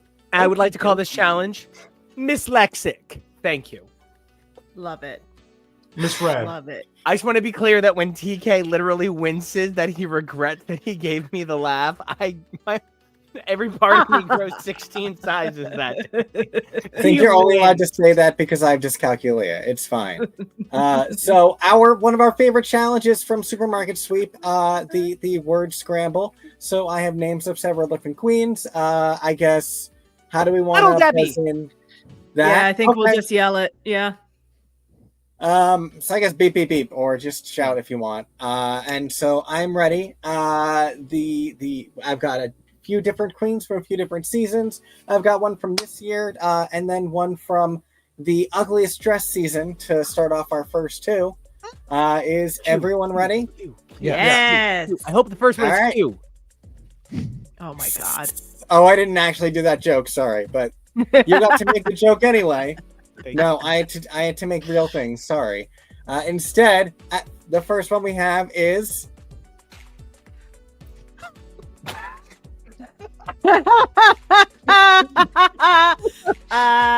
Rago Fatty Coca. I don't care who wins. I don't care who it really is. I want her. Yeah. Wait, is this one name? I think you forgot. It's a real name. Yeah, okay, it is. I just got there right after Jonah. What did you get? Forgot. Yeah, Jonah got it. Acacia. Yep. Oh, Yep. It's not one word. It's 2 words. You got okay. right there. Yeah, it's a name. No, It's a name. To make I've it been easier. trying to come up with one to make name it that had even all harder. those letters. I was like, okay, I can make Africa. Yeah, no. I don't care. Rago Fatty Coca is the greatest thing of all time. It's not my favorite one, but I do. There's a lot of really good ones in here. Yeah, It's actually better than I remembered. So yeah. I've had this. Ready? I've had this thought before. I hit PSL Road for Supermodel to NICO once while we were talking about it. All right, so Jonah's got 1. First to 3 wins. Woo! Ready? Let's do it. Kenny Hey, Davenport. Davenport. Ooh, is that? I'll give it to both of them. Jonah's got 2. Tori's got 1. Okay. All right. All right. All right. And yes, obviously correct. That Woo! one. Kenny Davenport. That was your season 7. And look at in the back of the bee. All right, ready?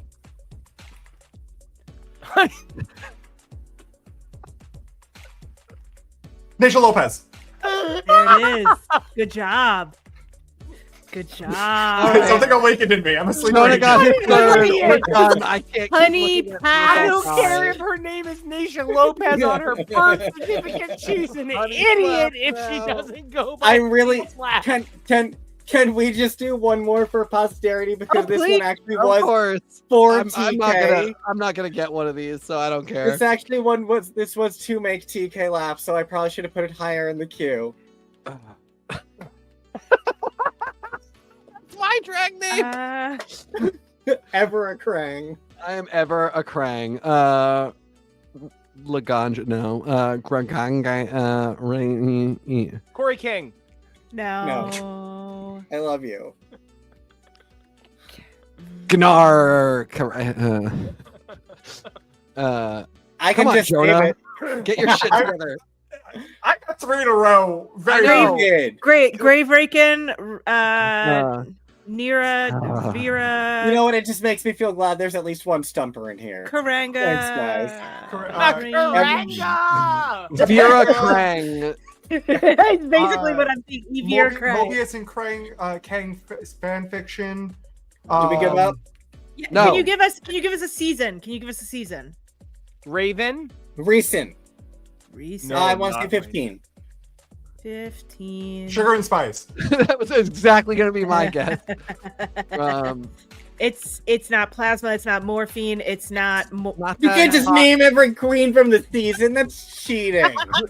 You said 15. It's We're not still Lucy not Nico. there, so it's not I that said I bad. think 15. Oh yeah, 15 is Come on. before that. Fuck me. Who was the hot one? I may be wrong. It might be 16. God. Mirage.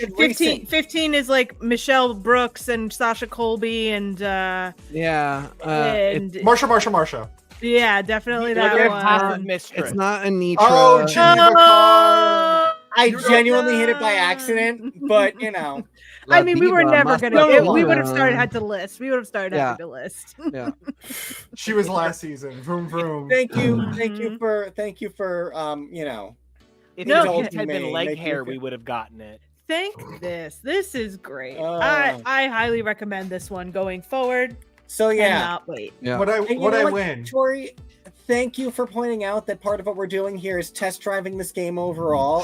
TK really loved our zoom in game last week. Yes. Yeah, it I nailed is. that one and got nothing for it. Apparently, Anagram is really great too. So Yeah. Anna Graham, welcome to the stage. Joined by Ever a Krang and Rago Fatty Coca. There always has to be one semi-double name up there. So, Jonah, what do you win? You win first pick and then picking the next person, who Oh. will then pick the next person, who will then pick the next person. Oh, I get to pull my own jewels. I get to pick the order. Well, no, you get No, to just the next person. You get to be Lydia not choosing Corey. You get to not choose your boyfriend, so choose wisely. And Wow, this Tori, is- that sounded like a threat. right? Seriously, I feel very come for. Fine. I mean, and Tori, you don't even know the weird group chat faux pas I made, so you're not even coming for me because I'm an idiot. So backstage. So, it's a design challenge, and It's also tonight's- unique. We're looking for uniqueness And as our tonight's category. design challenges, you will pick a group of 3 girls that you will put in a look based on a famous movie poster, album cover, TV series DVD cover, or Broadway poster. Say that again for the slow people in the room. You will get to put your 3 girls in looks based on any one of the following: a movie poster, an album poster, a TV series DVD cover, or a Broadway poster. But Jonah picks the category he gets first, and we go from there. So all 3 girls are one category of those 4. All 3 girls getting the same game movie poster, the same album cover, the same TBD. Oh. I didn't know if it was each girl's a different poster or cover. It's a themed look. It's all of the girls' channel of vibe. I know what I would like. I would like album cover. So Jonah has picked album cover. Jonah, you get to pick what girl picks, or what producer picks for their girls next. I'm gonna roll for it. JK, NICO, you can go. Well, I'm going to take TV series DVD cover. God damn it. I had such a good one. Tori, I'm not going to pick you because I have a really good vibe that TK's not going to pick the one that I feel you'll uniquely have an advantage on. You don't know me. I'm not picking you in like not a Laganja way, but in a we're all at the Tori Sheehan meet and greet way. Yeah, in the way where it's like I'm picking the person who's gonna pick the song that I want. Right. So TK, I picked TV series DVD cover. What are you picking? Yeah. It's either movie or Broadway, right? Right. So movie. And I'll take Broadway, baby. Yeah. Okay. So to remind everyone, that means that TK will be putting his 3 girls that he picks in a look based on a classic movie poster that he will send to KEVO so that KEVO can put up on the screen. Tori will be putting her girls in a classic Broadway poster style look. Jonah will be putting his girls in a look based on a classic album cover, which he, again, will also be sending to KEVO so everybody can see it. And I will be putting my girls in a classic TV series DVD cover look. So you guys get to pick your girls, then pick your topic, right? One of the things that I actually think is really fun about this challenge that makes this challenge kind of like harmlessly entertaining is that, as you pointed out, Tori, this is uniqueness. So everybody is looking for their top uniqueness score, whatever feels good. But your uniqueness girls, one of the things that I think is so great is, Tori, as you've helped us build this brilliant game model, the fact that uniqueness stands out as a really almost unusual value is really exciting. I know that it's a little tight for me. My uniqueness girls are actually the girls I used last week, so I'm going to be using different girls, and my scores are going to be a little bit off. But something that I know that we've seen a few times is that because this is still a game, because we're still playing a game, one of the things that means is that there is a final component, which is the lip syncing. And your lip syncing value really affects how you play. So, for instance, I know that one of my lip syncers doesn't necessarily have the number I wish she had, even though she's got great uniqueness. So instead, in this very D&D style kind of super cool, we are the Magnus Archives for drag queens kind of way, we are playing our own RPG with this and really engaging these ideas uniquely. So to remind everybody, this is a design challenge. You're going to just tell us what your girls are wearing. They don't have to be one for one from the poster. It's just a vibe. So like if you're like, I want to do Phantom of the Opera and you just want to put 3 women in beautiful, big, old-fashioned Victorian dresses, you can. Sell it, mama. So have a great time with it. And remember that this is a uniqueness challenge. And each of the girls have a category they are looking to pull a poster from. For TK, that is movie poster. For Jonah, that is album cover. For me, that is TV series DVD cover. And for Broadway poster, and for Tori, that is Broadway poster. I love that I reversed that first. And it's specifically just Broadway, correct? I mean, I don't care. I'm not here to be a stickler. Yeah, about rules. What I mean is, we're not specifically looking for musical. We can be, but it's not. Oh no! Do you want to use doubt or proof? Go for it. Yeah, I love a cherry orchard. Ooh. I don't. I got it. I like the what was it, the 98 High Society posters. Those were great. Yeah. Mm-hmm. Right. There's some classics out there. There's some good stuff. You know, not enough people really recognize how much, like, and I brought it up on the show so many times, but like the people who design the signs for Olympic villages, those are the people who go on to design the signage for everything in your world. Mm-hmm. So like, you don't realize it, but the color story, the shape story, the font story, the shadow story from all of these signages, they go on to influence us extensively. And that is a really big part of who we are as a culture. We are responding to our signage. What was that font documentary? Was that Helvetica? Helvetica, yes, yeah. Helvetica, yes. Great film. Great film. Yeah, you really, if you start paying attention to that side of graphic design, you start to realize like very specifically what the consumer is looking for in these kinds of things and what you're trying to evoke in your logos, in your covers. I mean, the whole there's a triangle on movie posters kind of vibe, like, is something that has gone on for so long because it evokes something inside of the audience and the viewer upon it. I really feel like one of the things that oh man, Tori, you said something that really reminds me why my minor is in art history. Mm-hmm. What art makes you feel is so much more important than what the painter ever painted. My main study in art history was pre-Gothic architecture. Architecture's everywhere. Pre-Gothic? Yeah. So, the boring stuff? Yes. Okay. I'm Greek. Okay, I was gonna say, okay, so you went to the Corinthians. Yeah. So part of why I bring this up is because, like, you don't even realize how much the golden rule is everywhere. Mm-hmm. It really is. It's not just spirals perfectly work out to 90-degree angles every single time you imagine a spiral. It is instruments work out to that perfect function.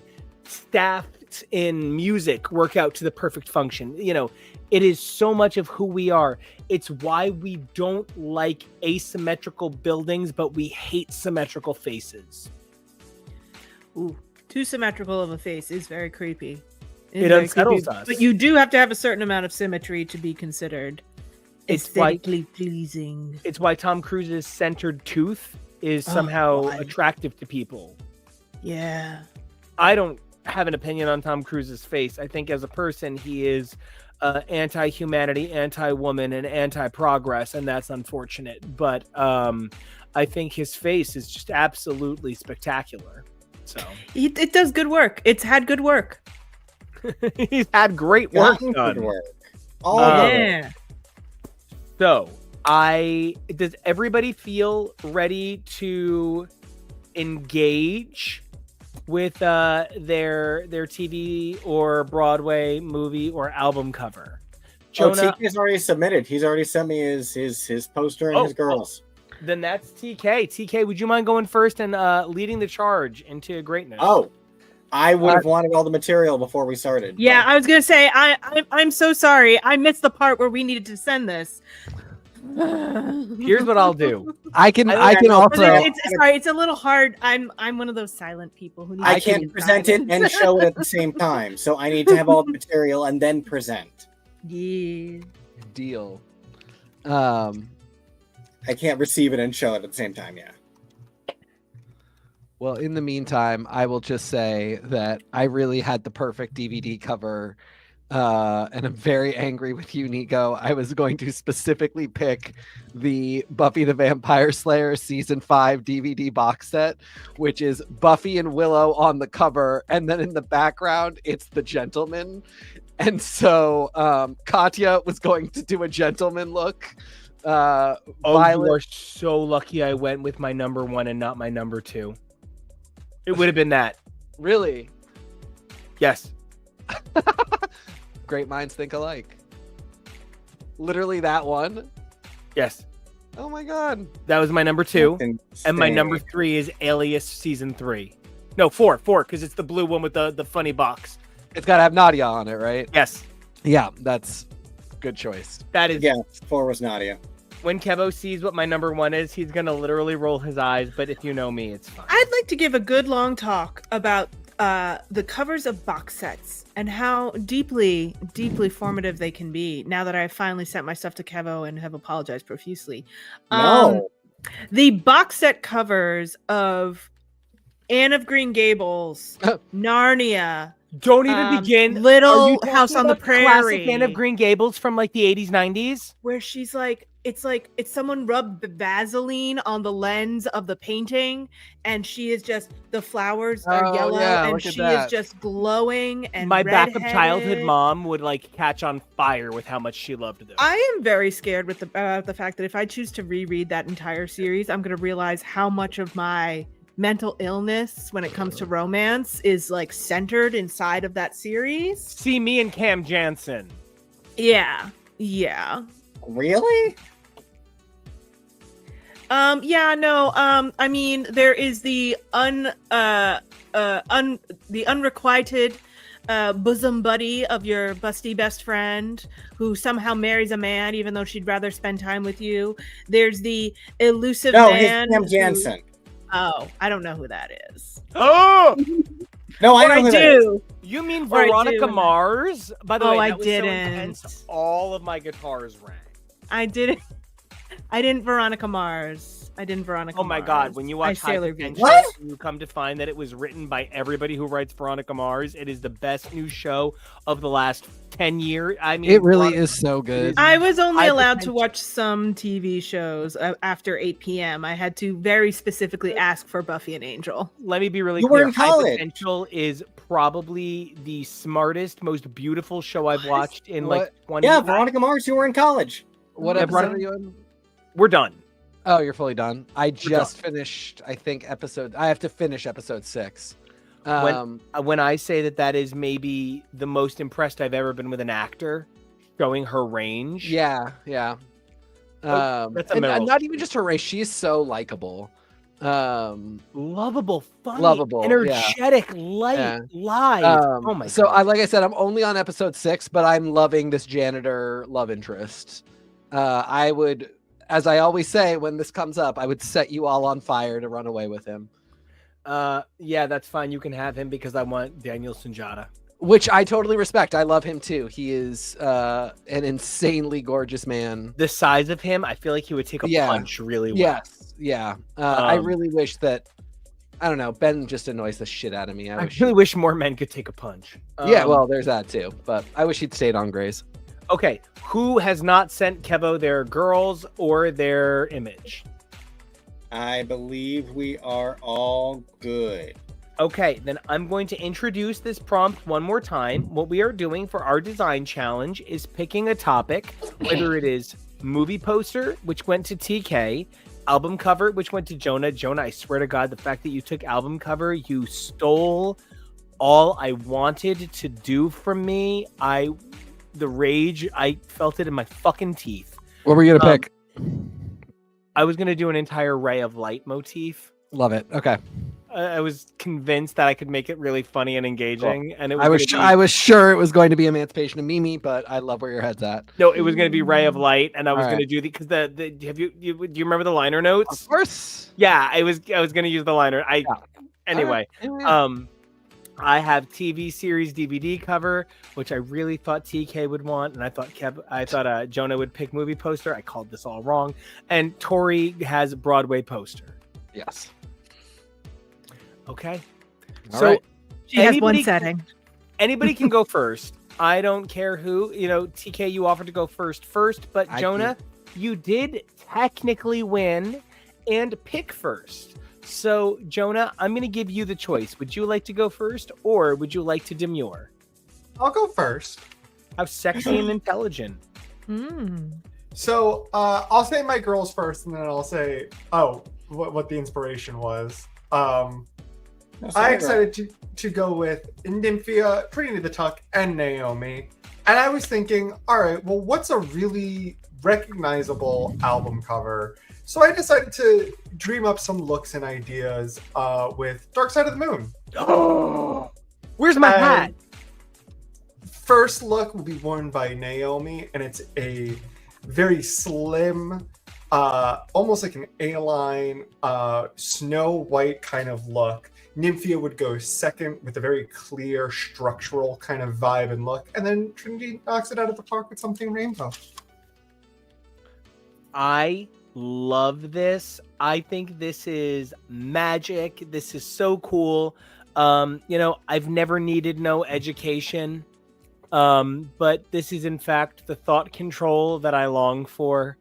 I guess, I am just another fag in the wall. I love this. This is amazing. As a big Pink Floyd guy who's never done any drugs, I love this so much. Jonah, that is amazing. That's Nymphia in a beautiful, clear structural look, Trinity in a beautiful rainbow design, and Naomi in a slim A-line a la Snow White, representing Dark Side of the Moon by one of the greatest bands of all time, Pink Floyd, even though some of them are just absolutely psychotic now. Oh, what a heartbreaker. Love it so much. Could not be that I ship with Yes. TK, Yo. I love our love so much, and I would love to know your stuffs. So, the obvious thing would have been to pick Twin Peaks Firewalk with Me or Contact, because my girls are Katya, Jada, and Violet. But of course, Katya suggests those two, and Jada and Violet immediately say no. But Katya cannot let them take this too seriously. And Violet, it turns out, already had something that was going to work for this. Jada had to really construct a look. Katya, too, for some reason, actually just had this one locked and loaded. But anyway, they decide to do Batman and Robin as their movie poster.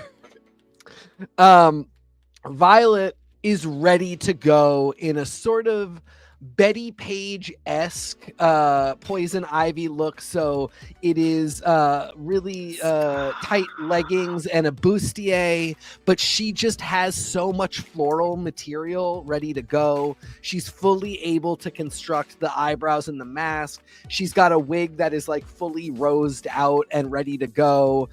Just a gorgeous pair of platforms. She is set. Jada goes for a bat fam look, but the cape sort of turns into fully a gown. She does a domino mask. She sews a bat emblem onto it, and she's got a really great pair of vinyl boots to pull the whole thing off.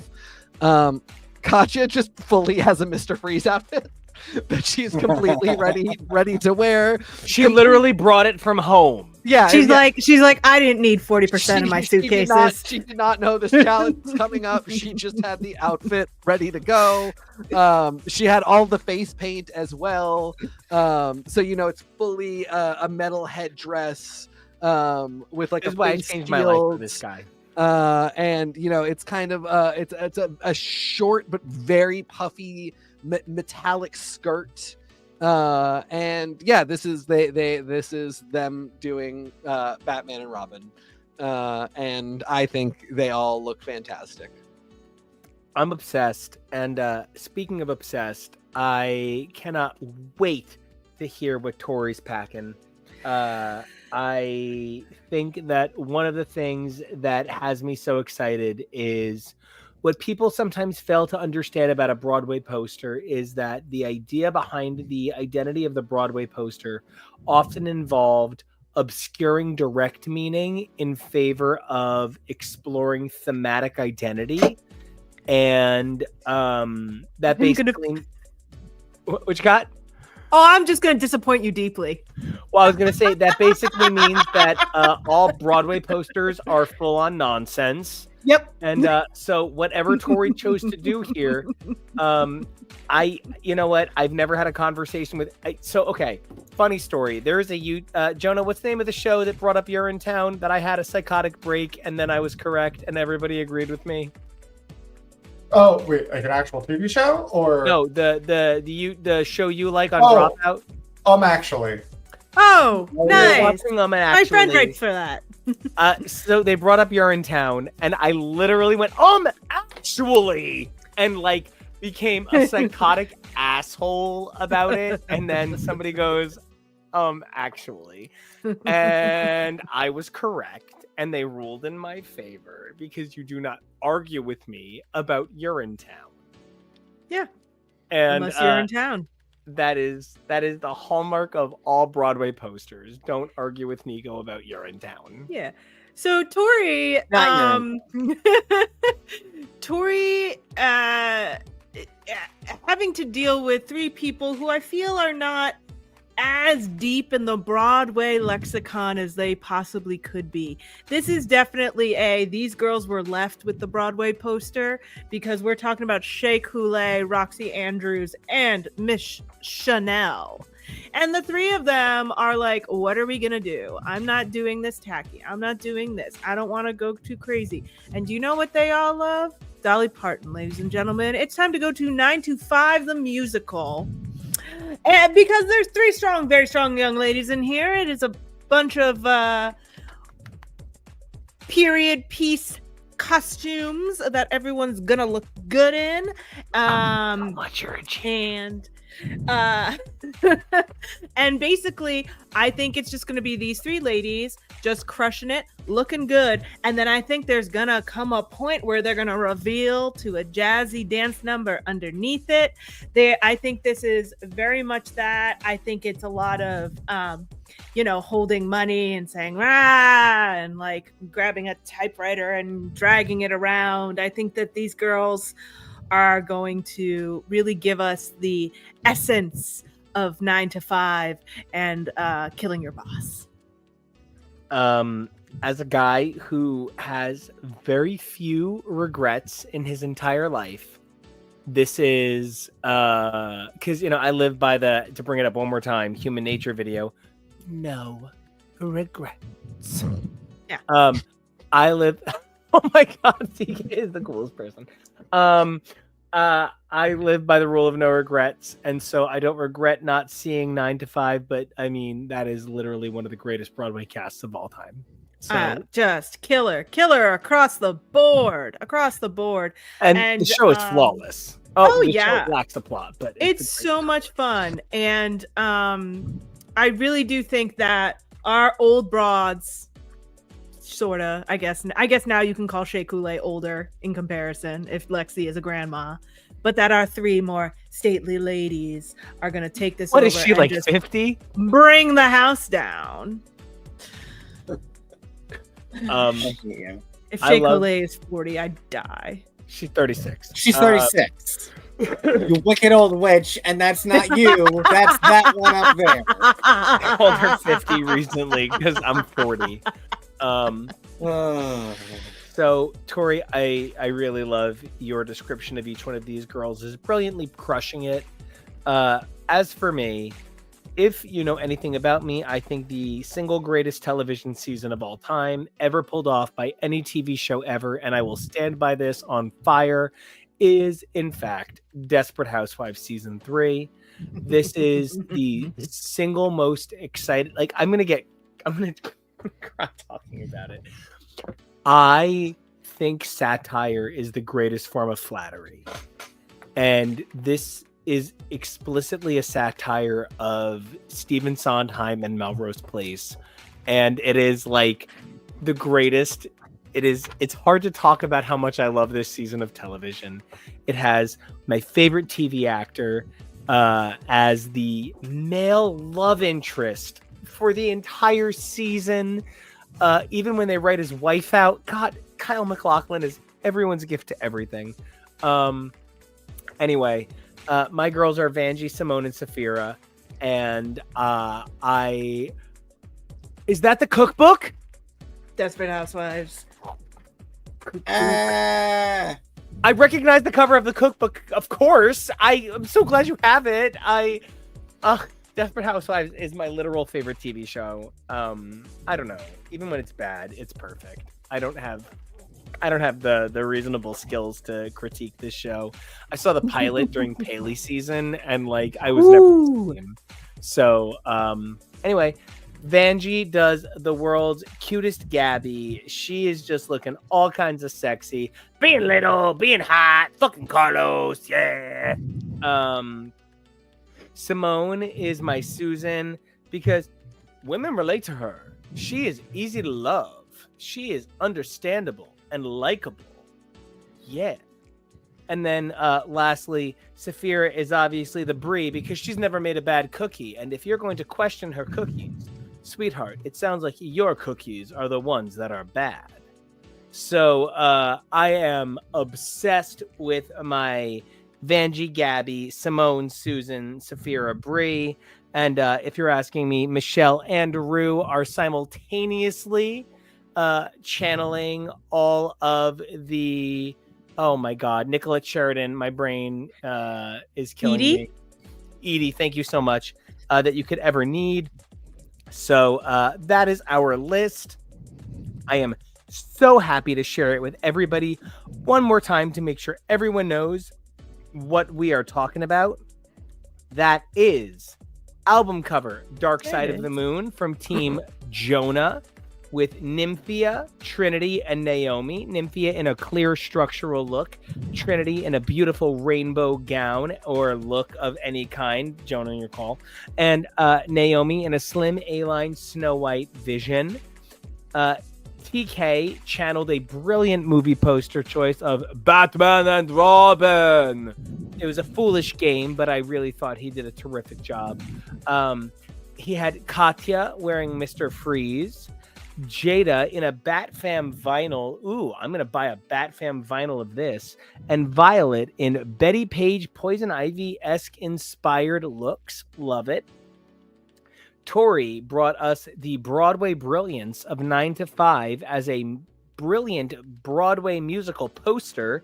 And it's just Shay, Roxy, and Chanel crushing it in every way that matters. Yeah. Good job. They be bringing it. And then, she's sleeping with my husband. Why didn't you say so? Bang. Desperate Housewives Season 3. The single greatest TV episode of all time. I don't really have patience to argue with anyone.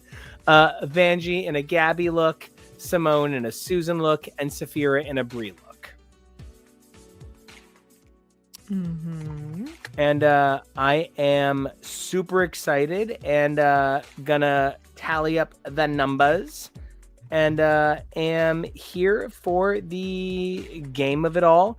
Did anybody have anything that really excited them or anything where you were surprised? I know that I thought that everybody picked, truly, I'm not even kidding, something that inspired my fandom, something that reminded me why I love the things I love.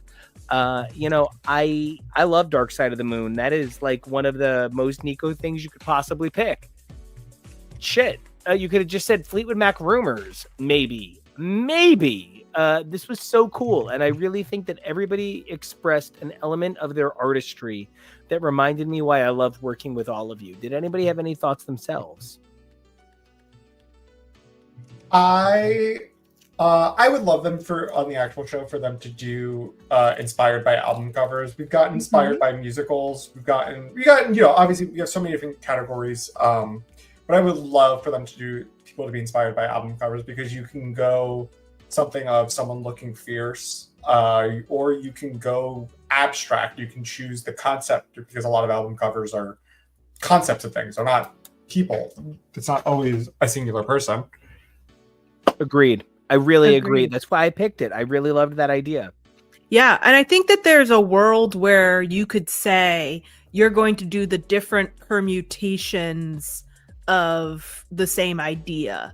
Like that I know there's a world where there's the TV series, the musical, the movie, and the album. And I think that'd be really fun. Is like the only one that's even close. Yeah. And like if you can make that magic happen, I think there's something there. High School Musical, the series. Yeah. I was gonna say High School Musical.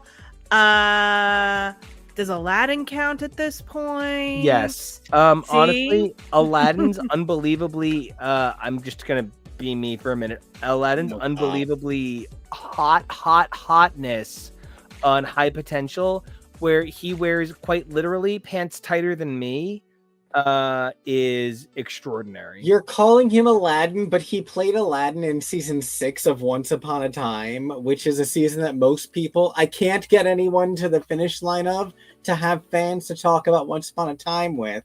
So it's moot, and I'm glad that he has a job again, because it's not working out so well for the movie Aladdin. But this one is super handsome, and we're going to talk a lot about High Potential, because it was really good.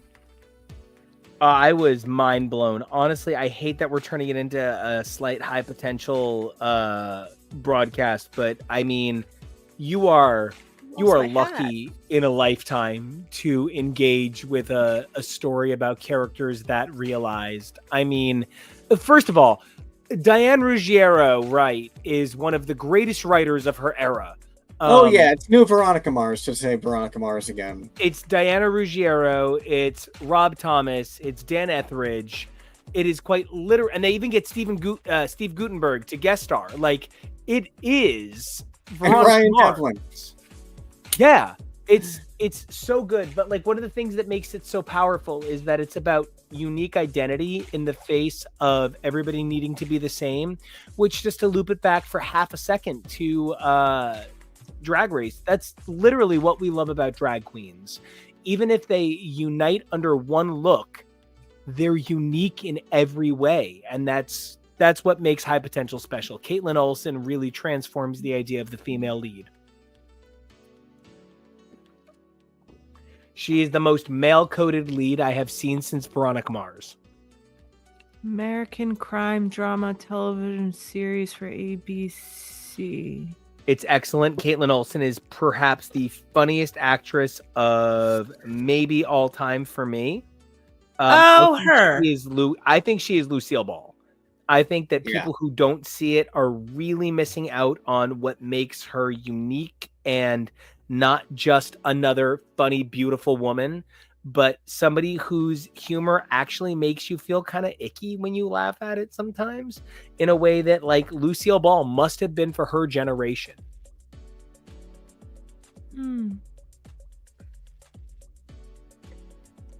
Every now and then you see a total runaway and you're like, yep, that person got 9 points. This better not be Katya.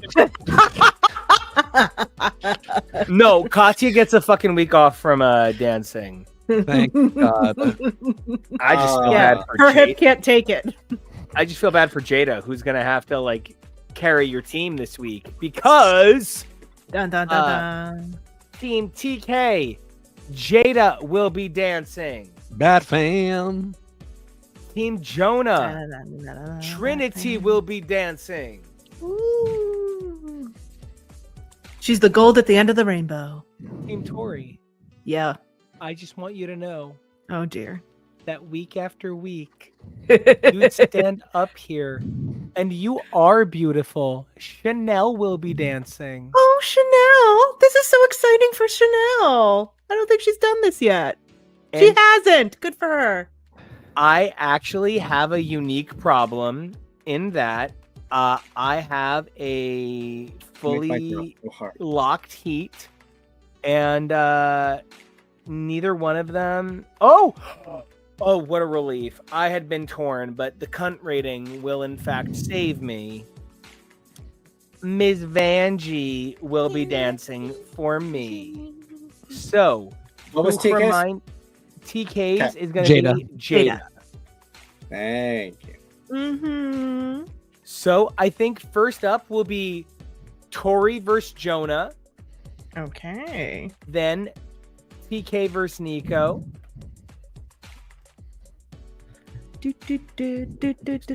Chanel has a 3. Oh, As her plus. okay. Oh, yeah. Oh, your shit. All right. Roll.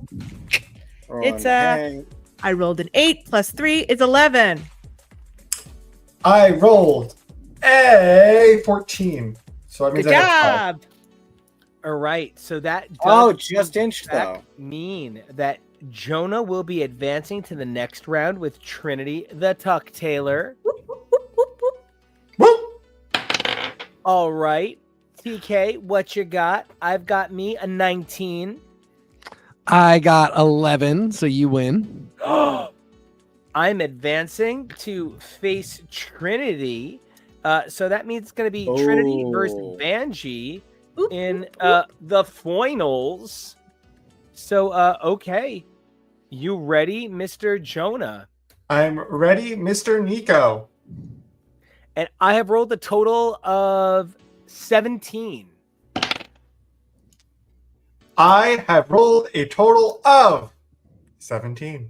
Dun, dun, dun. Everybody gets a badge. No. Everybody gets a badge.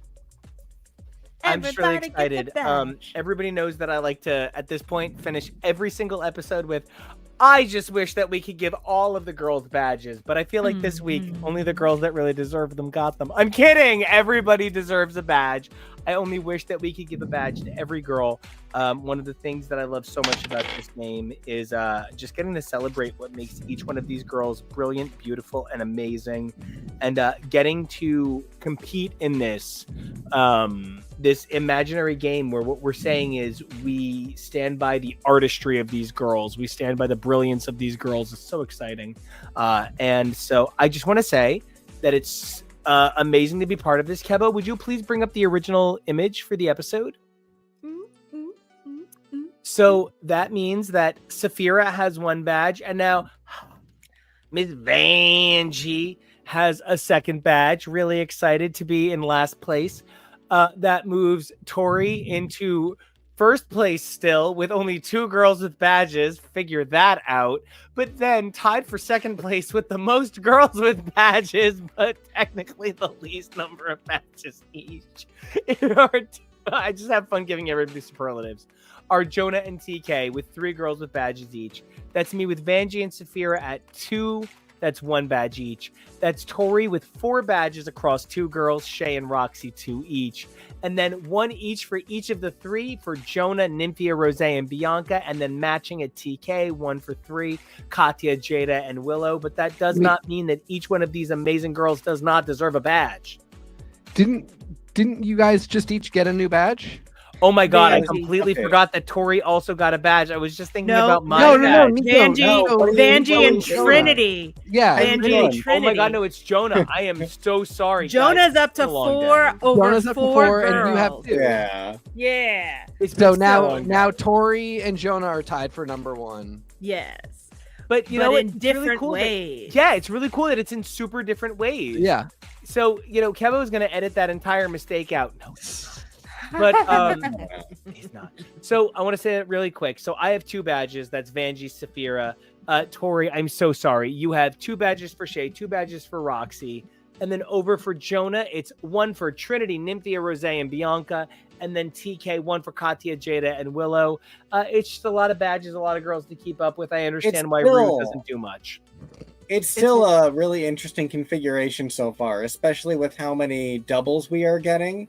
Again, for this being the test run, I really like that everyone is doing so well and having such a good time. This is a lot of fun to watch. And everyone is performing this improv that we are coming up with and coming up with these ideas for really on the spot. So, you know, if you're enjoying the repack with the graphics, I'm glad. Hey, future KEVO. But definitely come join us live for this because it is a lot of fun for us to do. Yeah, All right. We've had 7 episodes. We've given out 13 badges so far, which is a surprising number considering we only allotted an extra. We were only supposed to give out 1 extra. We were only supposed to have 8 out right now, and we've had way more doubles than statistically possible. But That's good ties. But that's what's really cool, right? Because each one of these girls is as amazing as the next. Each one of these girls that doesn't have a badge deserves one. Each one of these producers deserves all of the badges. Speaking of producers with all of the badges, Jonah, it has been so amazing to watch your meteoric rise to fame. I feel like we're going to start the next season with a flashback to you saying that this show is Satan's asshole. And I am so excited to see your reality producer breakdown. It is going to be unreal. But until we come back to watch you freak out like you used to work with aliens, where can everybody find you and your 4 pretty ass badges? You can find me and my badges, boop, boop, boop, boop, all over the internet at Peak Jonah. That's Peak. If any human being was an actual Power Ranger, I think it would be Tori. You know, not only does she have 4 badges, but I feel like she could both save the world and her best season was in space. I'm not here to have the conversation. And so, Tori, until we come back to find out that you are, in fact, the 3rd sibling of the Red Ranger and Astronema, where can everybody find you? Oh, stop. You can find me online at smTori, that's Tori with an I, not knowing anything about Power Rangers past when Tommy left. I watched a really, really great video about post-classic series video games today, and it made my heart really happy.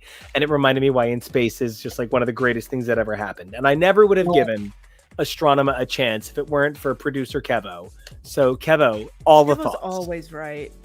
Don't worry. What he said was a compliment. We love Astronema. You would love Astronema, and you would love being compared to her. She was the first real drag queen villain on Power Rangers. I don't count Rita or Scorpina. It's like, wow, Rita Erasure.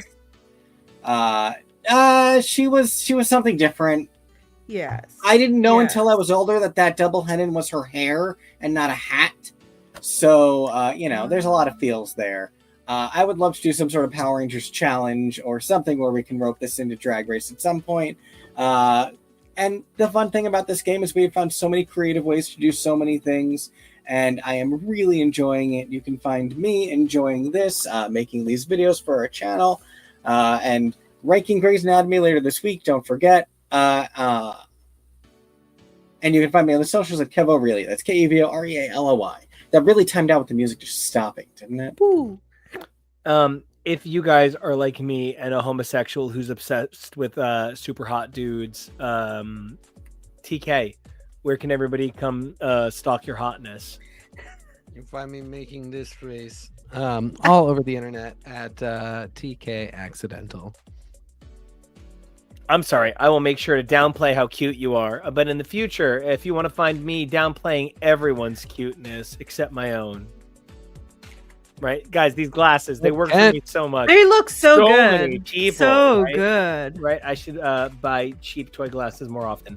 NICO Action, NICOACTION, NICO Action Music, NICOACTIONMUSIC. I love all of you. I love all of you that I get to see all over this incredible system of shows. HTML Husbands Talking, more or less. X is for podcast, X is for show.